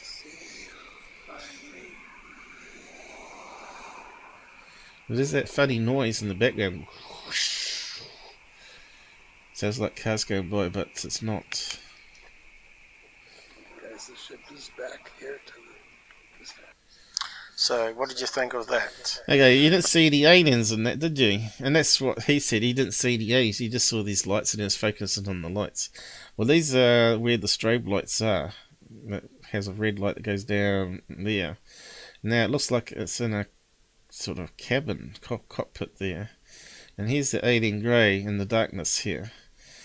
One of those big bright spotlights is here, right? Right underneath. And when you start analysing, you see the reflections from these lights are actually reflecting off whatever this is in here. Now, people are saying that's an ambulance, but when you look at how much space and this big chair that's in there, there's no ambulance that sort of fits it. But anyway. I had a close listen in the headphones of the sound in the background to see whether it had been faked with repeating insect noises or artificial sounds. I couldn't pick out some of the low sounds in the background. I thought it might be a road. Okay, so it was interlacing, and he was moving this camera just ever so slightly, was causing corruption, which is the damn thing you get with interlacing, especially on slow CPUs on these cameras. But I did my best to unbend the images, and as you can see, I managed to get this in frame throughout the whole video, where it was zoomed in enough to get enough details off. Off in the distance with now this is the original. This is the original. Sound you get of a Doppler effect, stabilized pretty much, but you can't see much until you run filters through it. And I thought I heard even a helicopter noise there, so I thought maybe he had been mistaken, some Air Force activity. Now this alien grey head here is actually in a black suit, and these are like light panels. He's moving his hands over these light panels when you have a look. So the only way was to investigate. It's quite an elaborate hoax if he's hoaxed this. Get the video further and see what I could find. Okay, so now we get into more analysis. This is enhanced footage that I managed to stabilize and zoom in of what he claims is the alien grey. And it does look three-dimensional when I enhance it even further, and it looks like a big control room when I enhance it even further in the next following clips, which I will discuss. As you can see, because of the grass that he was filming through, the craft was low down, so it kind of rules out being military aircraft. You're crazy today. In that instance.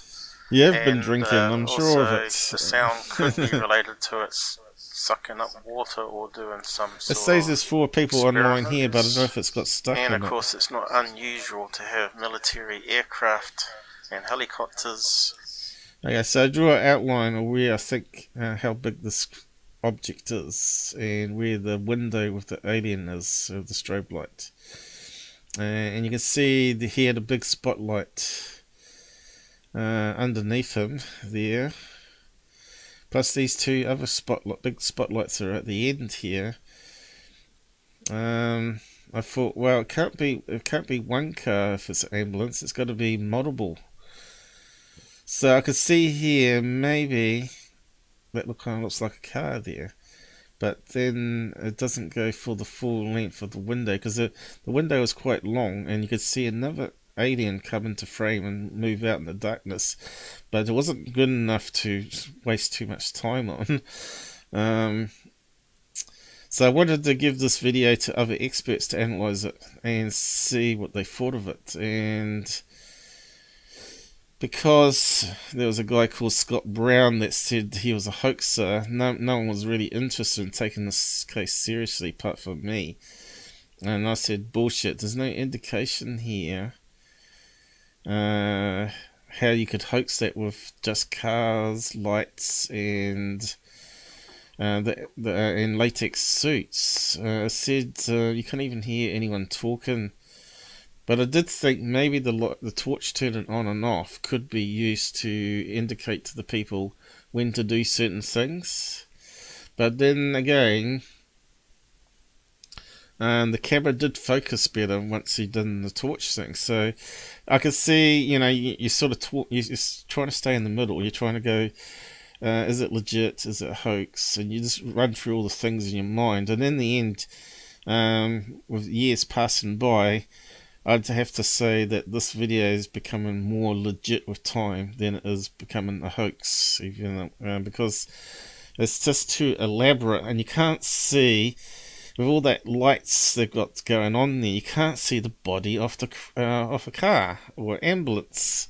It should really be shown up, but here, that smudge there's actually one of these weeds in the way that's out of focus. It's actually cutting through the light beam here, and it's cutting through there. So it's kind of misleading to think, well, that's a one car headlight, but it's red all of a sudden. Now it's white this side. But I do know that ambulances in America do have white lights and red lights on the front, so could that be alternating? So I couldn't dismiss it. So I've always been torn, but every time I talk to Mojo when he comes up in the side chat occasionally, and I just catch up with him, he still seems pretty genuine type guy, you know. I don't see what he's got. He's gained nothing from this apart from heartache. He's lost all his friends, and is pretty much outcast over it. And he's not gained anything from it, not millions of dollars or made money on his YouTube channel, because he's got the monetization always turned off. So to me, he come across credible. So you know. Keep on analysing it further. UFOs, as it's not the first time we've heard eyewitnesses say they've seen helicopters and jet fighters chasing UFOs. Since Mojo didn't... so now we're doing some enhancements. Now we're starting to see some details here. Now you can see the light from above here reflecting off this creature. Yeah, you can see it's like a three-dimensional. You can see how the light's reflecting off this. And you can see it's got big eyes, and you can see it's actually got hands. But if you look carefully, you can see it's got this black suit on, which is not reflecting any light whatsoever. Considering the amount of lights that's all around this creature, illuminating the night time in the lake there,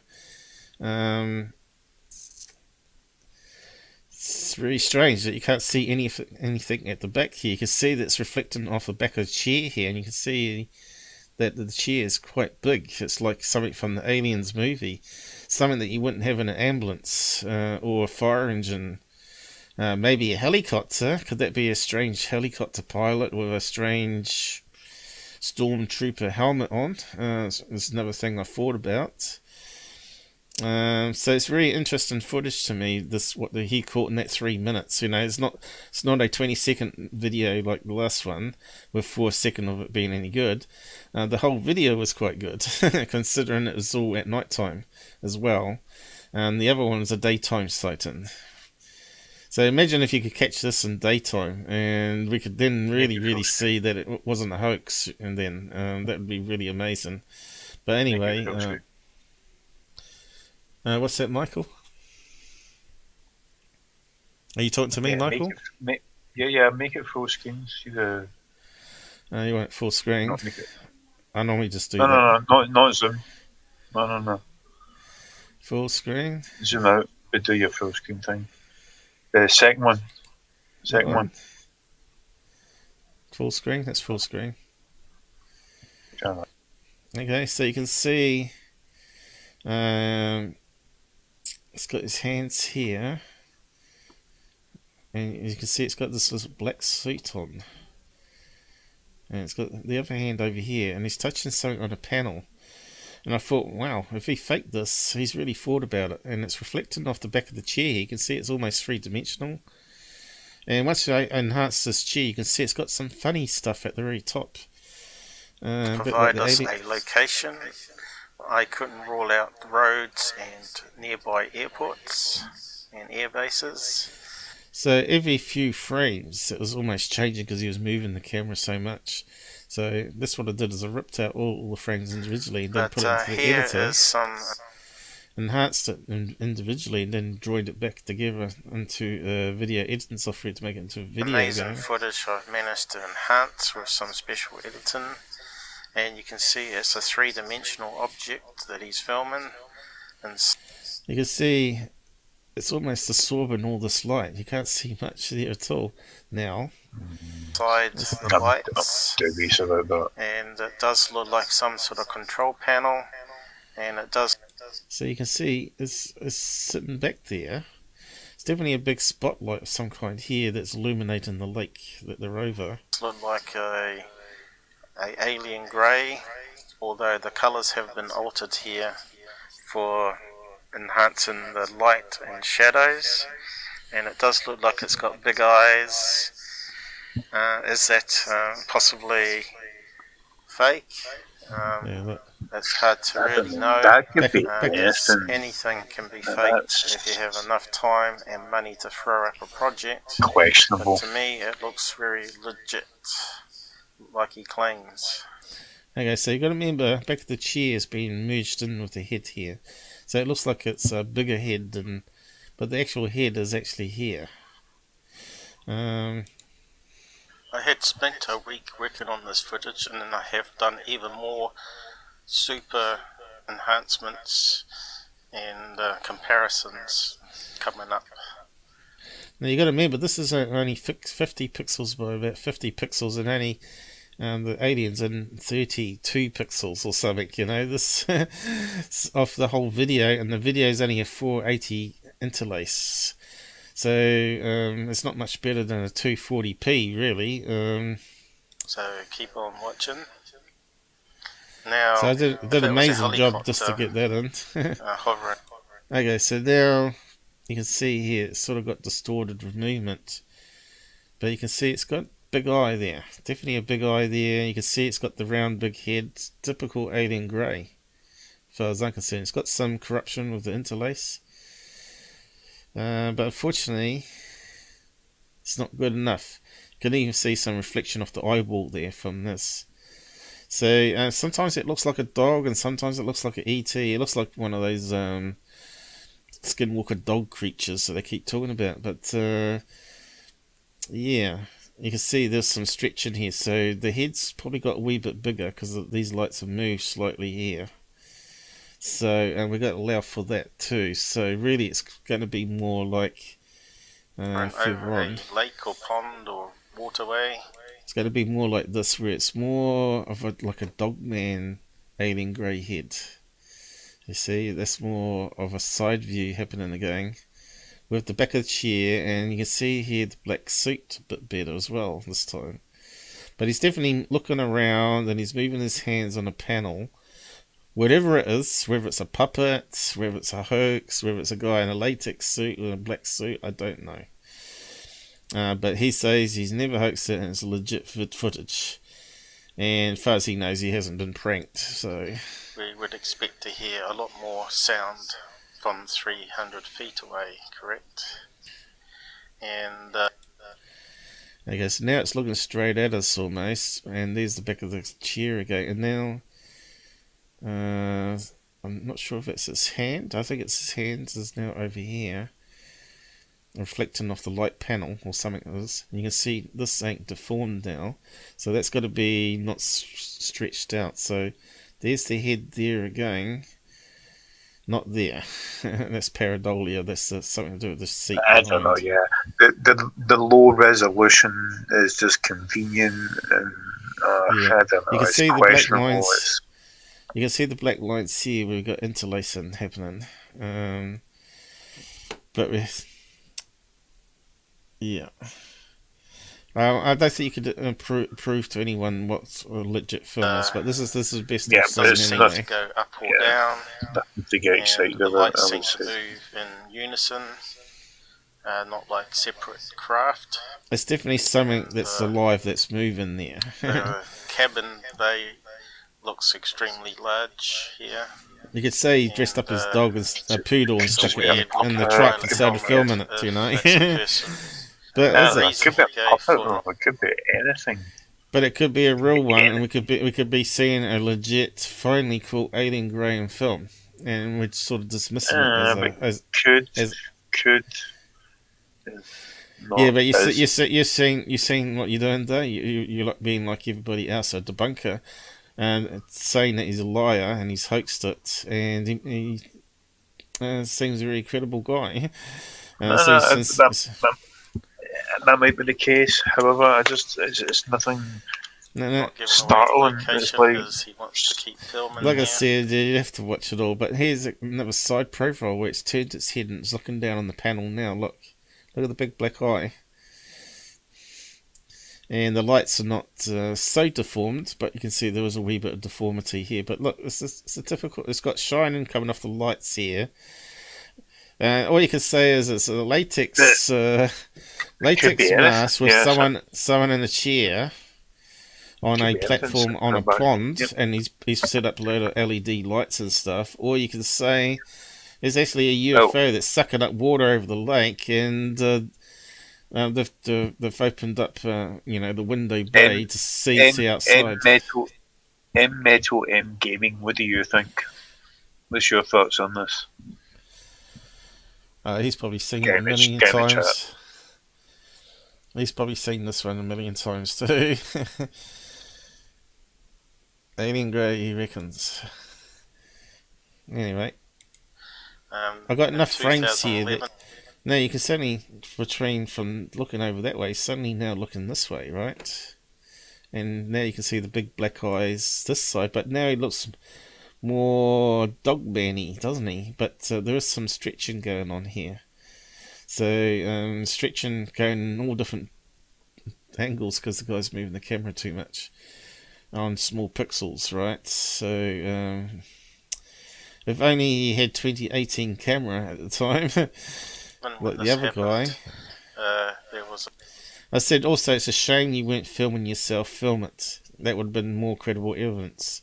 So this is what I try and teach people, Have you seen that one where the guy where the alien system talks about reality and stuff like that? That one's more believable, even though it's fake. It's clearly fake, but it's really interesting, though.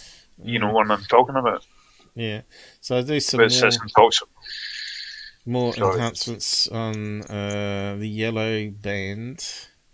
Now you can start to see more of the black suit popping out there, even though it's overexposed more. You can start to see, looks like back of a chair there, and almost looks like a cushion also behind. His hands here also moving around, and the other hand is in this big light here, which has been obscured. Now we keep on going. You can see how much more it's degraded with trying to bring out the background. But once you start picking out the best frames out of all of it,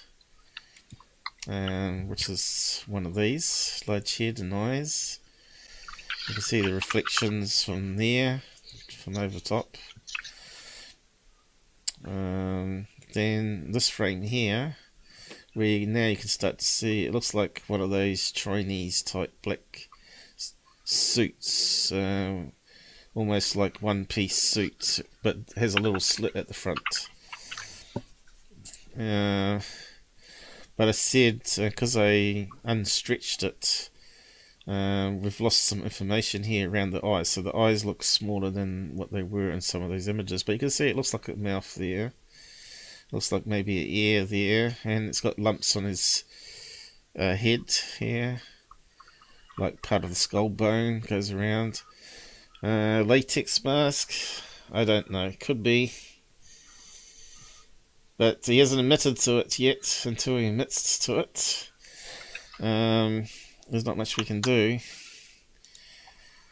And there's another side view, and now this is one of the enhancements of the background. Look at the chair here. Now we're seeing detail of the chair that he's sitting in. See that? It's got a round bit there, and then it's got a black bit that comes out like that, and then it's got another bit that comes out like, it's a really strange looking chair. There's the back of it going there. Looks almost like it's got a headrest thing here. Does that look like a helicopter pilot's chair, or ambulance chair?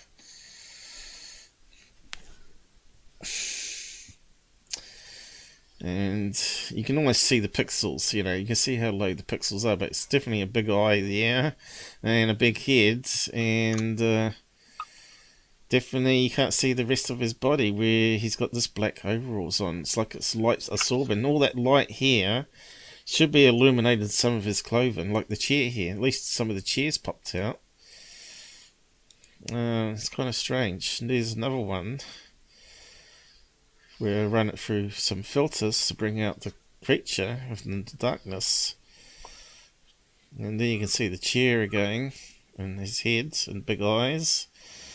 Oh no, it's definitely something going on. And then I did frames show you the movement, where he's looking down at the panel and outside, and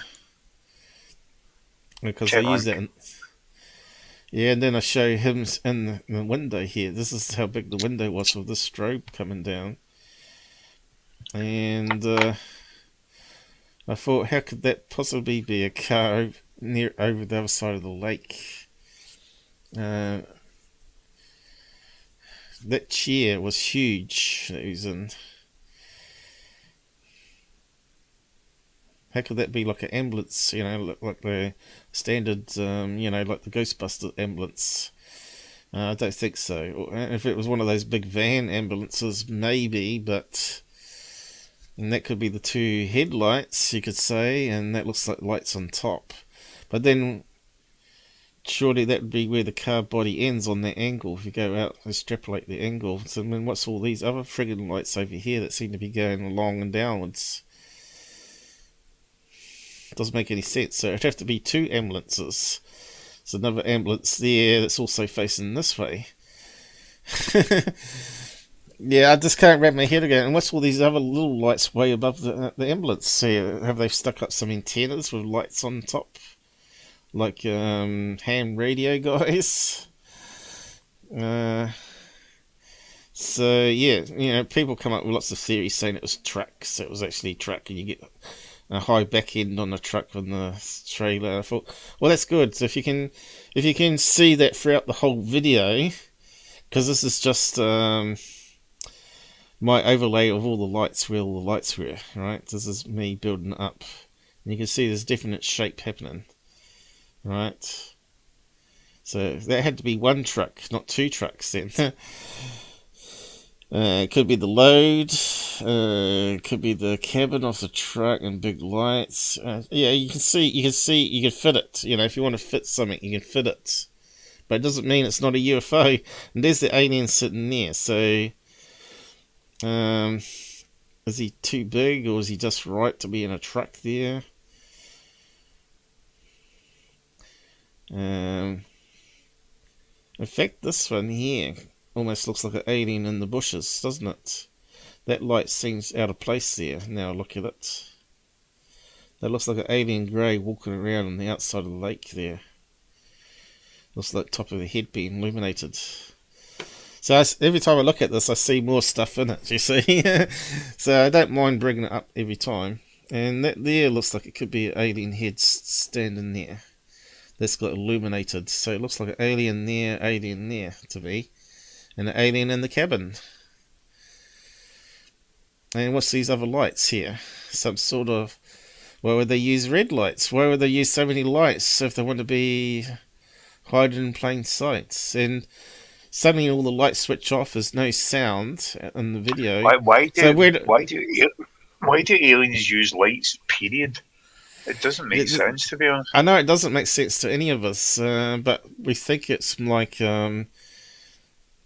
anti-lights. It's not actually like normal lights, and it doesn't travel the distance like a normal light does. And but you think they would have sensors and things like that. They don't need well, lights. I think they would have to see where they're going. You can see here, it looks like one of these aliens in a black suit, because you can't see the rest of the body, right? And the same over here. But you got to remember but this is made up of many frames overlaid, right? So you normally get a sharper image. You're breaking up, Michael. Are you there? It was a friend of mine in work that brought that up. He said, "Why do aliens use lights? It doesn't make sense." And I was like, "That's a good point, to be honest." Yeah. Fake video, fake alien video in the link. I'll have a look at that link in a minute. But I haven't actually finished analysing it. Didn't overexposed it. See, when you're finished that, look at that alien video. I don't. It's clearly fake, but I love what he talks about in that alien video. Still looks like a little alien head there, though. Even though it's overexposed and it's got my logo in the way, but that one there too still looks like an alien head. It's like they're doing something, looking down. they're after something there.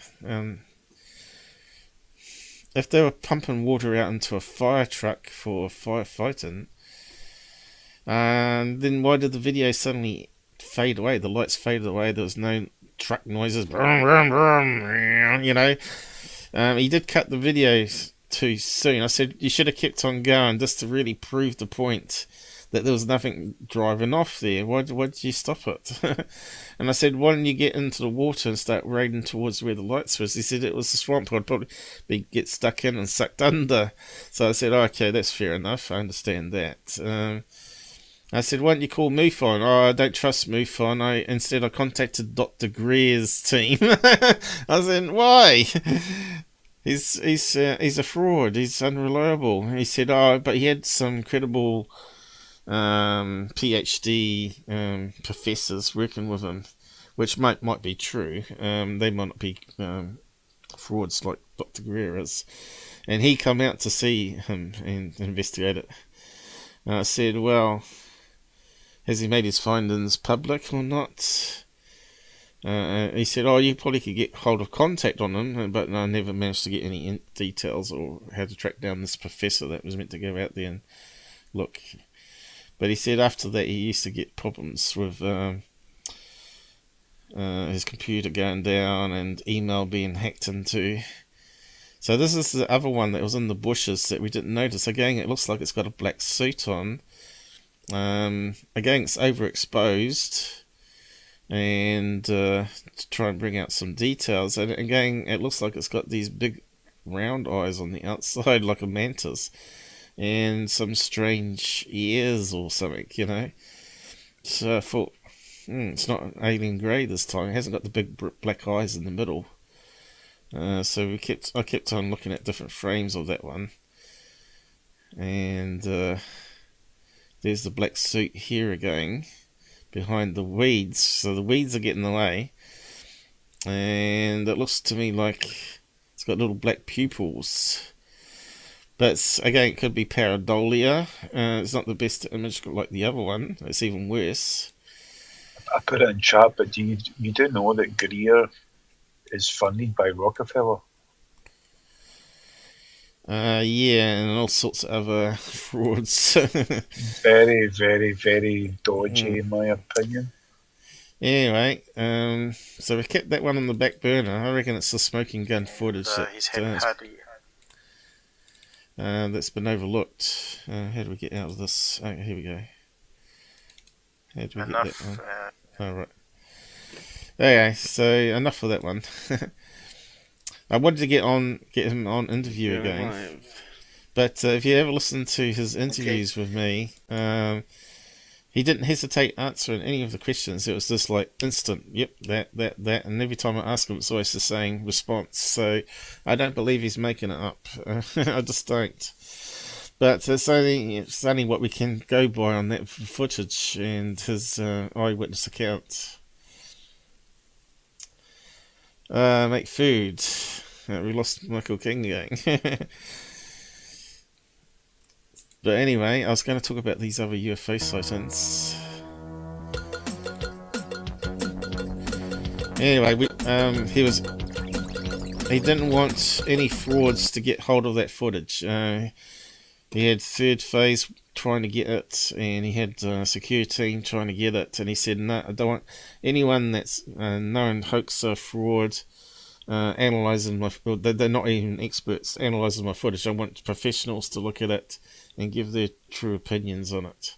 So he's always been honest with me. When I said, well, can I have the original source, he said, no problem. And he said, just make sure that none of the fraud channels out there that get hold of it. He said, might possibly give it to James Fox if he's interested. So I approached James Fox and said, look, you want your experts to look at this? This is my analysis. You want to try and have a go at it and see if you can prove it beyond doubt that it's a hoax. And he wasn't interested in it. So what can you do?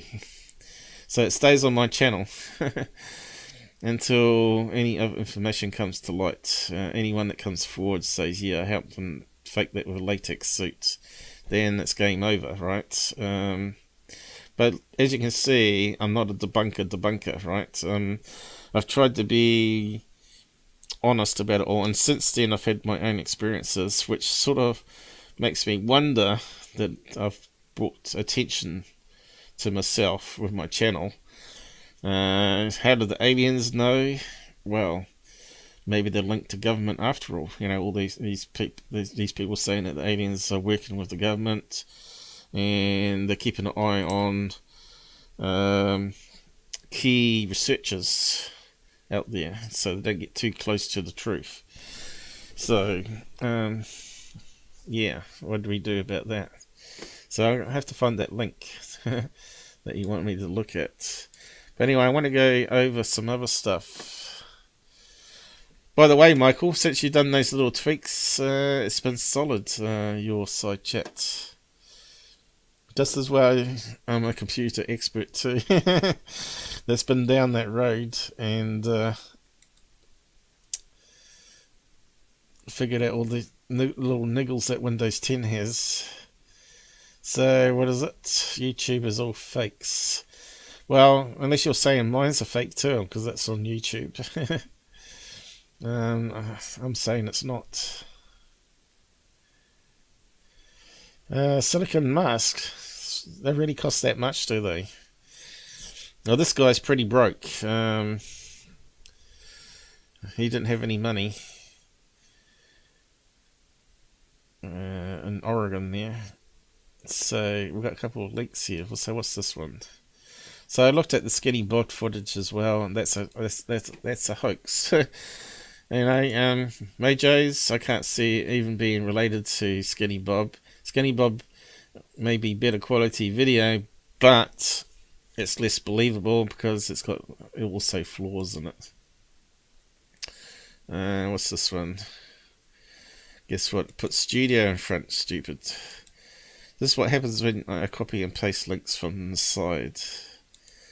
It puts studio in front for some reason, and it always goes wrong. I have to delete that out. Stupid. It really is. Google hasn't fixed it in years. So what do we got here? Interrogated an alien. Yeah, I think I've seen this one. Is that the one that's a puppet? Let me have a look. I've got to be careful of copyright, of course. What's happening? That one's fake. We know that one's fake.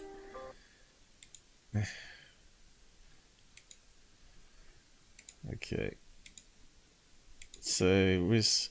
Oh, this is the puppet one, isn't it? Is that the one that gets sick at the end and they have to prop it up?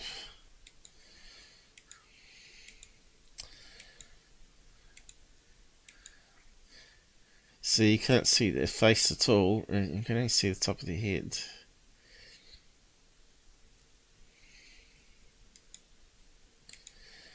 Some guy below with sticks. Puppet Master. Looks like Yoda. But you gotta remember, to do Yoda style effects equivalent to that Mojo one, you're talking about big money to do that production. The Skinny Bob and the woman come clean on it to Grant Cameron, said that she funded $100,000 US to have it made for a disclosure project. So she was part of Greer's team that she admitted that they were doing a fake video for it, and in the end it wasn't used because Greer probably said, no, we're not using that because it's going to get found out, it's too obvious it's a fake. So they ended up making a fake Ivan account or whatever it was to upload it there. But the original people that worked on it, the team of people, CGI artists, are still unknown to this day. But only from what she told Grant Cameron. So it all made sense, you know, because it was a major production. It was made in 7 parts and 4 videos. 7 parts, 4 videos from those 7 parts, from different scenes, right? Of the UFO flying first and then crashing, Did the aliens stumbling out? That sort of thing, right?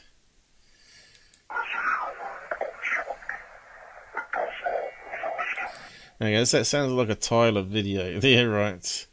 Okay, what was the other one we got? Now, I don't think aliens... what we got? A load of spamming. What's going on here? What's all that? What's all that my master bullshit there? What's going on there? Have we got any moderators in the house to help us out with that garbage that's just come up? Man, what's Google allow that, you know? That's just garbage, man.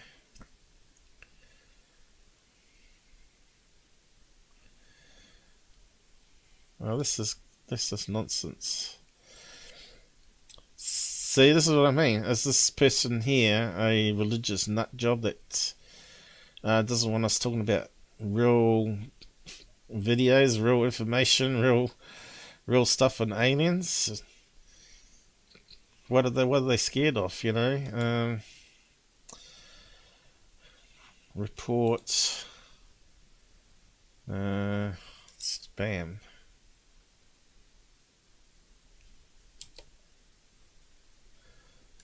Shit. Won't let me do it.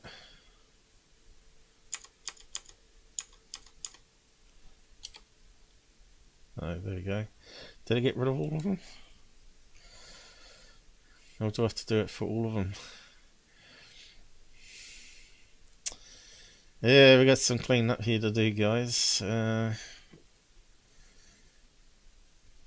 Just I haven't got any moderators in the house, I don't think. Blue Chicken, is he around? Who's out there to help us with this garbage? Yeah,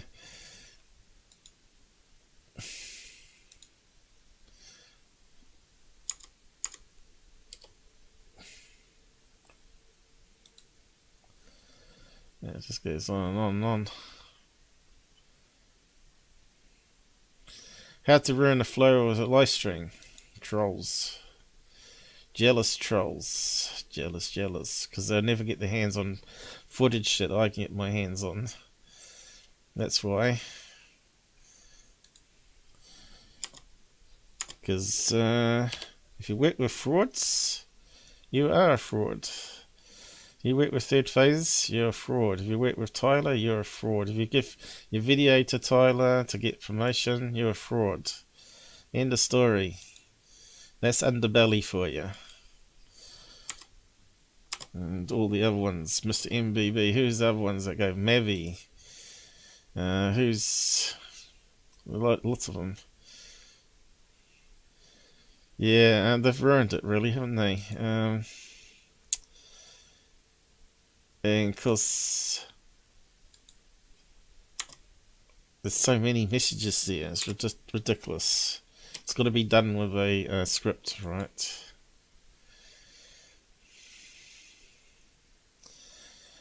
What's this one?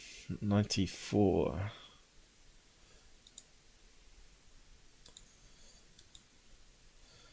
I don't even know what it means. Jim, who the hell is Jim Cornette as God?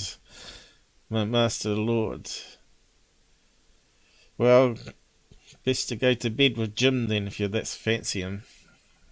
He might give you a son. Holy son. Reports. Man, there's so many idiots online. That's what I hate about online though. It's these idiots that we have to deal with. Yeah, you can't even have a proper discussion, right? Without someone ruining it. Corey Sana. Not sure. Is that spam or not? Anyway, I've done my best what I can do. Okay, Mike's back again. We're just trying to clean up all the damn spam. Anyone that's got a spammer, do a report spam. Because I think they're all different accounts, aren't they? Okay, so we looked at this one here. That one there's definitely a puppet. Nothing rings true, that one. Where's the other link? I can't find the links because there's so much garbage on there now.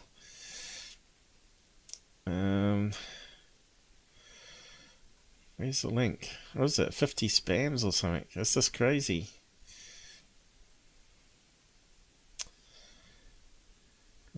Where's the next one? Next one. Is that the one? Let's copy it. Link address. Okay, this might be the other one. Paste.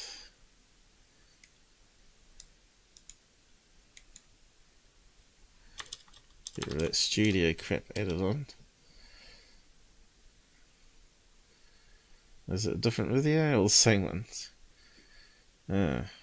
Okay. Looks like the same one.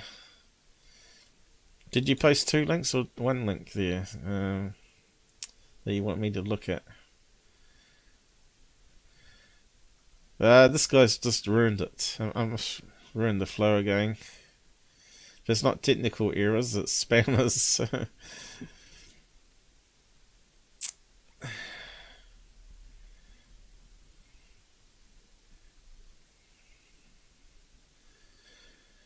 We're getting the flow in a minute. We'll get the flow back soon.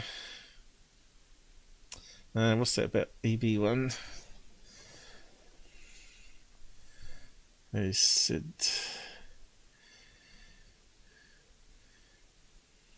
And there was J-Rod, which is a fake as well. And that Photoshop of him in a jet. Although I can't find the original photograph of the pilot in that plane. They were really clever. They made sure that they took a photograph themselves or something and then added the alien over it. So it wouldn't be found in image searches. Michael has seen some weird shit and experienced weird stuff. Okay, we went over some of his story at the start and throughout the show. Let's see, what else we got here? Oh no, you sent 2 links, so they're both the same. Okay, cool. Let's move on. Oh, that's how many messages there are. I'm scrolling downwards. It's going crazy. The browser can't keep up. Oh shit, it's 5. Okay, we'll see. We'll go over the last bits I've got here. Okay, so whereabouts? Why don't you just use Twitch instead? I use Twitch. Hardly anyone would show up on the live streams. Everybody, a lot of the people that I had at the time, I had about 20 or 30 people would show up on live streams. I was only getting a handful when I switched to Twitch, and more started not going. And basically what it is like now, only 1 or 2 people show up. So it doesn't matter what live stream I use. Also, they started corrupting my streams. If you're not a partner, you get less bandwidth with them. Google, I don't have any problems like that. I'm waiting for BitChute to come through with a live stream option and side chat. Then that might be a game changer. A lot of my subs do come through BitChute. So if you're doing live shows on BitChute and it's advertising normally, unlike Google is, I might get more and more members joined because I might enjoy the live shows, right? But this has not been running smooth today at all. That's always happens when we get a new guest on the side and we have some teething problems. We just laugh it off, you know, Men in Black or whatever. Anyway, I just want to talk about this helicopter one again. Goofon's been making strange claims and that it's no way a bucket underneath a helicopter, so I just wanted to go over those and probably be a bit of a laugh as well. So I did these little video clips just in case you deleted the videos. So the first one's here. Is it not? Oh, right. I actually did a link on that one, did I? Yeah, this is the original video. I just want to use the clip, really. Let's see. Anyway, I found some more images that back up how they use lake water and it starts foaming over the top. Starts evaporating with the motion of the helicopter with the slighter warmer water in cold air. And I had some goof-on fans started attacking me and blocked me. And here's another example of a helicopter, and apparently it's not in the same location. This is from California's Dixie Fire, and you can see straight away it looks like a round bucket, just like in the other video, and it's frothing off the top as they're transporting it away. And to me that's an exact match as far as I'm concerned. So that's debunked that case, right? So where's the clips? There's. I wonder the clip. Let's see. Giffon gives title. Yeah, we'll get back to that one. Biggest fell. Okay, this one here. This is the second video he's put out, I think. Anyway, we'll play this one. Video ever. That video does not show a water bucket at all. It's not even close. It doesn't even look like a water bucket. And we've proven that. And besides, it was in front of the helicopter. Yeah, maybe there will be more. But right now, nobody knows anything about that video. But what do you think was coming out of it? Water? Okay, that video was filmed in Netherlands, apparently. You think that was water in the sky? That was smoke coming out of that object. You're smoking too much, Giffon. There's no line. There's no. You can't see the thick cord that. Okay, so let's go back to my pictures. Thick cord. Okay. Can you see the thick cord, guys? Can you see any cords? Yes, you can. You can just see it barely. That's not really a thick cord, is it? And that looks like it's flying in front of the helicopter too, and that's taken even closer with a proper camera than that other video third phase put up, right? It looks like a UFO on fire. Especially if you blur it a bit and hide that cable with a let's see, a dark sky, right? If it wasn't such a blue sky, you wouldn't even see the cable in that shot probably. And this other one, where is it? I had two up. There was two pictures of helis. This one, can you see the cable? It's a closer picture, a lot closer picture than the other one. And you can see there's a white cable. It's not even black, and it's only. Maybe it is black, but maybe it's reflecting some of the sunlight. So it's only visible then, and that's a high-end camera snap, and they're taking water straight out of the lake there. And it's frothing off the top, just like all the other ones do, until the water chills down or whatever. Alright. And this person that was defending Giffon was saying here's the truth for ufology. He speaks his mind. Yeah, but sadly he's wrong all the time. Okay, so this is information that's come through Scott, saying the video was taken on April the 14th from Dordrecht in Netherlands. That day there was a military drill, fire bucket operation, using a Cougar helicopter to train for ongoing wildfires season. And there's a picture of one of the helicopters. Now, can you see the cable there? Oh, you can see a thick cable. No, you can't really. It's really hard to see, and even that's a better photograph than what we had in the video. And that's a blue background too. So, Gufon is making a fool of himself again. Which one was it? That one. Let's just keep on going. Out of the helicopter, holding the bucket. It's not waving. It's not bent. You don't see any of that shit.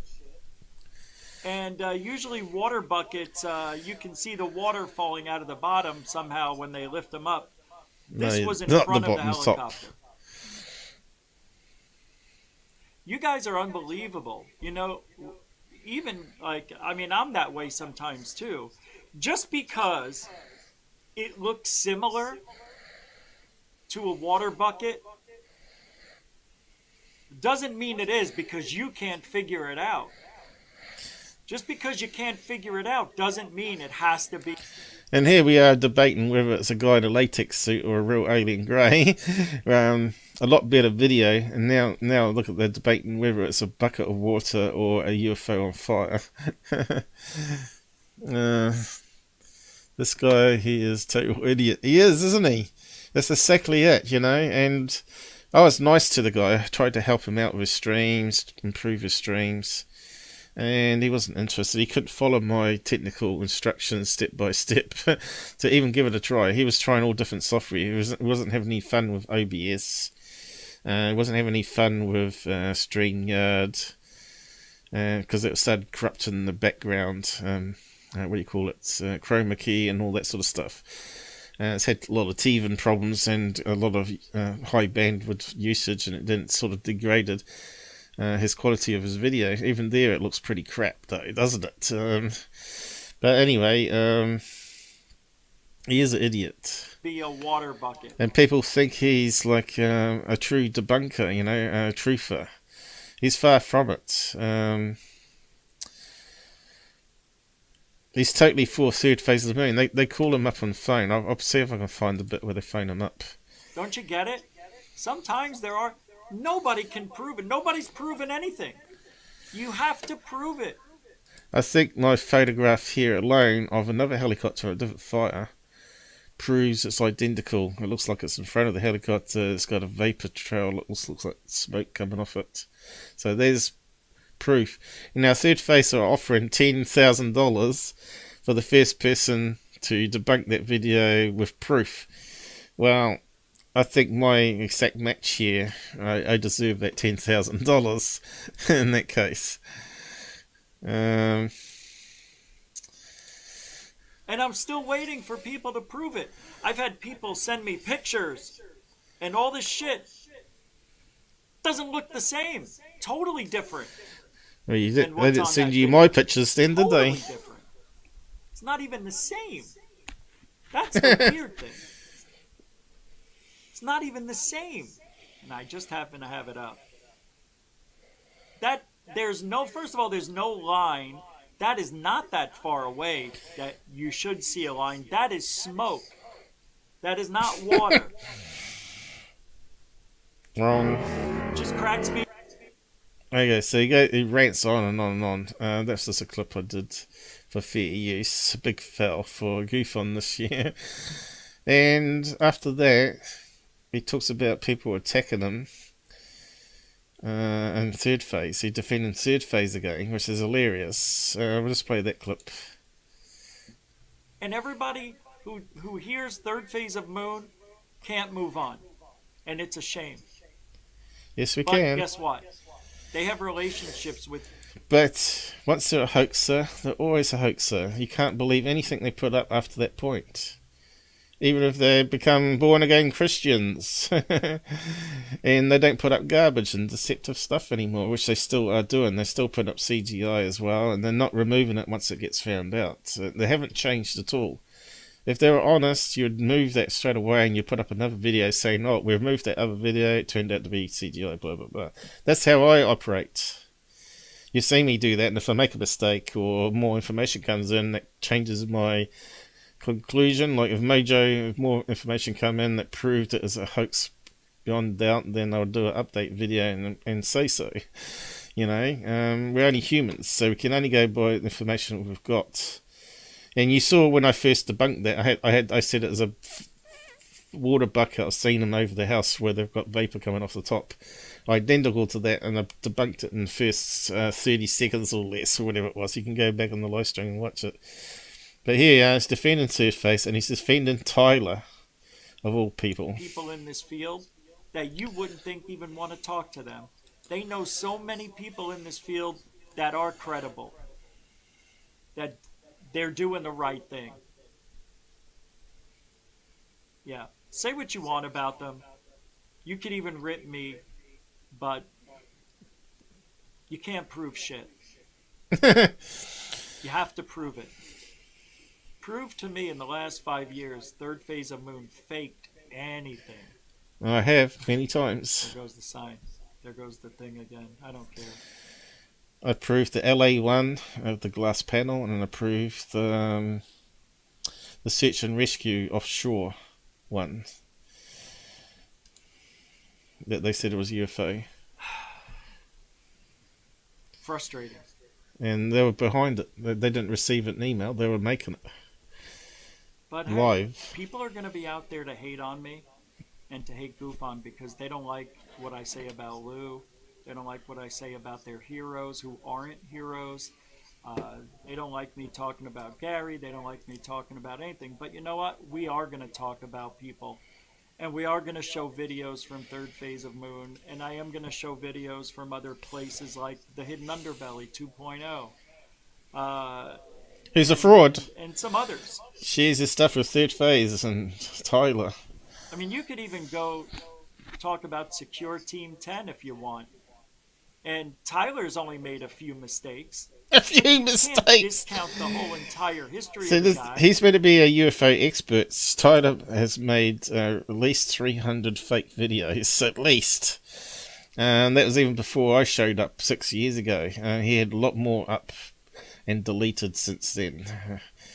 And I've proven Angry Truth Seeker one was faked. I proved 3 leaker ones were faked by Tyler. The Cube UFO was clearly a Photoshop done by Tyler, and the witness that he had was clearly his wife. Yeah, only a few things. He deserves a break. No, he doesn't. He was just putting up videos like third phase of moon. And that's the problem, isn't it? If anyone puts up videos like third phase of the moon, they're just creating noise on ufology. But he's not a hoaxer. Yeah, he did more in the way of like faking an interview and stuff like that. Okay, he reckons he's only faked one interview. This is how much this guy knows about ufology, you know. And he goes and attacks me. He says this guy has no content. He said I got no critical thinking. You know, all the past video attacks this guy did on me, and he upset my co-hosts, and they left, and all sorts of chaos happened because of this guy, because he didn't like me correcting his mistake on Milo balloons going up to 20 to 30,000 feet. It depends on the size of them and all that sort of stuff. And he couldn't accept it. He couldn't accept it because he's meant to be an 18-year balloon specialist. You know, he did his own balloon releases. Yeah, but he didn't even know what a weather balloon was. He said, "Oh, that's not a weather balloon. I'm talking about the 2-story high ones. You know, that's a high-altitude balloon. That's not a weather balloon." Which they also do for weather experiments, of course. But, yeah, he didn't know that the white... small handheld white balloons expand so big, 7 feet to 32 feet, and they go up to 115,000 feet, way past air traffic. Those little latex balloons, rubber balloons, 7-foot ones. He doesn't know anything. That he's been caught on. But He's if you look caught at the more on grand that. scheme of things, even Tyler should get a pass. And I hate to say it, but it's true. You have 1,000, 1,500 videos, and 3 or 4, you may have squabbled the truth. I get it, guys. I get it. It's bad. It shows character flaws. But he changed his ways after he made those mistakes. And everybody who hears... So, let's say you go and rob a bank, and then you come on TV news and say sorry, and you give some of it back, but the rest of it got spent or whatever, or disappeared. We give the guy a break. We let him back in and do his bank teller job again, because he robbed the bank that he worked in. Oh, he's changed his way. He's a born-again Christian now. Let's let him back in. We can believe everything he does now. It doesn't work, guys. You know, you can forgive people for past crimes, but they can never ever do that job, that white collar crime. We've got to treat ufology like white collar crime. Like if you're an accountant, you can never be an accountant again if he did fiddling of funds. You know, if you worked at a bank, you can't never work in the bank ever again. I mean, lucky to get probably mowing the lawns type job, you know, that sort of stuff, you know. But we can forgive them, and we can see that maybe they've changed their ways. But yeah, if someone's cried wolf too many times, and you just can't forgive them. And they're still deceptive, as I debunk them every week still, right? So, third phase of moon can't move on, and it's a shame. But guess what? They have relationships with people in this field that you wouldn't think even want to talk to. Yeah, but all those ones that interview are also frauds, you know. You got Greer, Michael Schratt is suspect in my eyes, especially since he's using them to build up his UFO channel. You got all the other grifters that are giving them material, Underbelly and all that. Maybe 777. Goofon's even put up some of his dot UFOs, but he's saying they're probably balloons, which they are. You know, well, quite a lot of them are. One of them was butterflies, but he wouldn't believe it when I did analysis on it and said that's a bunch of monarch butterflies and it's in the right time of year. But he wouldn't believe it. To them. They know so many people in this field that are credible, that they're doing the right thing. Yeah, if Greer C5 worked, we wouldn't need disclosure because they could just show up when he asked them to, right? Just have to videotape just once. Multiple cameras, have maybe even some reporters, credible reporters there, and just do an event and it's done, you know. UFOs proven. Yeah, say what you want about them. Alright, so I just had to make some comments on this guy because he's dangerous as far as I'm concerned. And he's got a few followers that give him like $200 donations. And then they're giving them more donations and more donations, even in the same episode. And they're thinking they're crazy. And that was before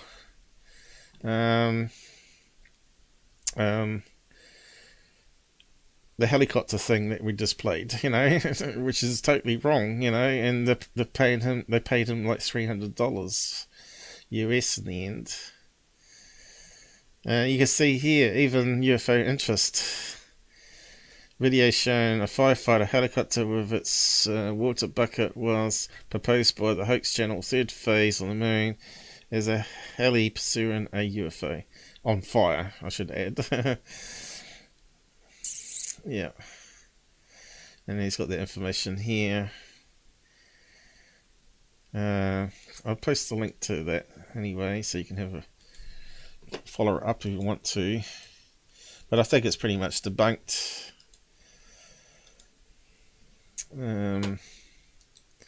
So this is really what update I was going to do with Michael. But he really should get a bed because it must be like 4 in the morning there now. Are you still there, Michael? Or have you fallen asleep? he's got open up here, so I'm not sure if he's around. If you want to join my thread there, it's got the full video there that's still playable. He hasn't got rid of it. Probably might have to wrap up soon, actually. What's the time? It's getting near that time. Greer equals rocket fella. Yeah, I'd like to stick a rocket on him. And you can go out into the moon and find those moon bases and bring us exclusive videos. There was another one where he was blabbing that I had a clip of, I think. Can't seem to find it now. But yeah, if you go through this one here that I just posted, it's another one where he's defending it. Is it not? I have no idea what this is unless it's fake. It looks real. Because it is real. Any squares, any cutouts. You look at my photograph compared to this one. Type of degradation, degrading. And I said there was a cable going down there, and if you look at my photo, it's where it is. The same way this is real here. The same. You look for consistencies, and it all matches pretty much. He doesn't know what he's talking about. In front of the helicopter at this point, but it's hard to tell. Now, there was a bird that just flew by. Watch. 2 seconds here. Okay, I think third face call in soon. But it is interesting. Now, yeah, what UFO? Well, this is on the other video. And I hate it. You see? Moments ago with here we go. Yeah. The person that sits on the head of the Smithsonian and is in colleagues with Avi Loeb over there at the Galileo Project, and he assumed right away that it was a water bucket, but then afterwards he had to backtrack his statements. He agrees that it's not a water bucket. He doesn't know what it is. We're trying to figure it out. And he's an idiot then. Quickly jump into the first thought process that comes into one's mind when they look at the phenomenon. But as we're looking at it, this clearly isn't a water bucket. Looks nothing like it now that I'm looking it up. And some people were sharing us like here's a water bucket. As you can see, it's directly underneath the helicopter. This thing is in front of it. And the water bucket, perspective, the mate. particulates of the water molecules, or just the water itself, dissipate quickly. This is something that continues in a trail. So something's on fire. I even brought it up to Alex as well. Like maybe it kind of had. So if you put a couple of degree hot water in, and then you blow cold air over it like a helicopter dragging a bucket through the air, you're going to get water vapor. Like you do in the shower. You know, shower, you might have a semi-cold shower room, bathroom, and you turn the shower on, and you can have it on lukewarm, and you still get steaming up the mirror and stuff. And if you then put a air blow dryer on that semi-warm water, you'll see it makes a lot of steam in a cold room. So they're talking nonsense. Has a dry ice kind of look to it. Yeah. Dry ice. But again, we're not seeing no tether. When we're looking at and analyzing this, we're not really seeing. It seems like it's more of it's in front of the helicopter itself. I think we all need to look at it even closer. That's why we put it out, because it's really compelling. Yeah, You liars, you put it out for money. When you look at it, right away didn't come to mind of water bucket. It just, we've seen. See, they're trying to save face here, you know. They're trying to do damage control now. And they're trying to make up all these excuses. So many of these water buckets during forest fires under a Coast Guard or any kind of emergency vehicle trying to take out fires. And in this case, it just didn't even comprehend the exact same kind of image. It's unlike anything I've seen before. It looks actually more like it's its own object. It seems that it's military helicopters. We don't see military helicopters taking out forest fires. Usually those are Coast Guard. That's because I've closed it down now. It was in a military exercise for fire buckets. You know, fire department. Not really military involved in putting out fires. I could be wrong, but well, I don't know about your countries, but I know the military, if they've got helicopters, if it's a severe fire, they will help out. So why not over there?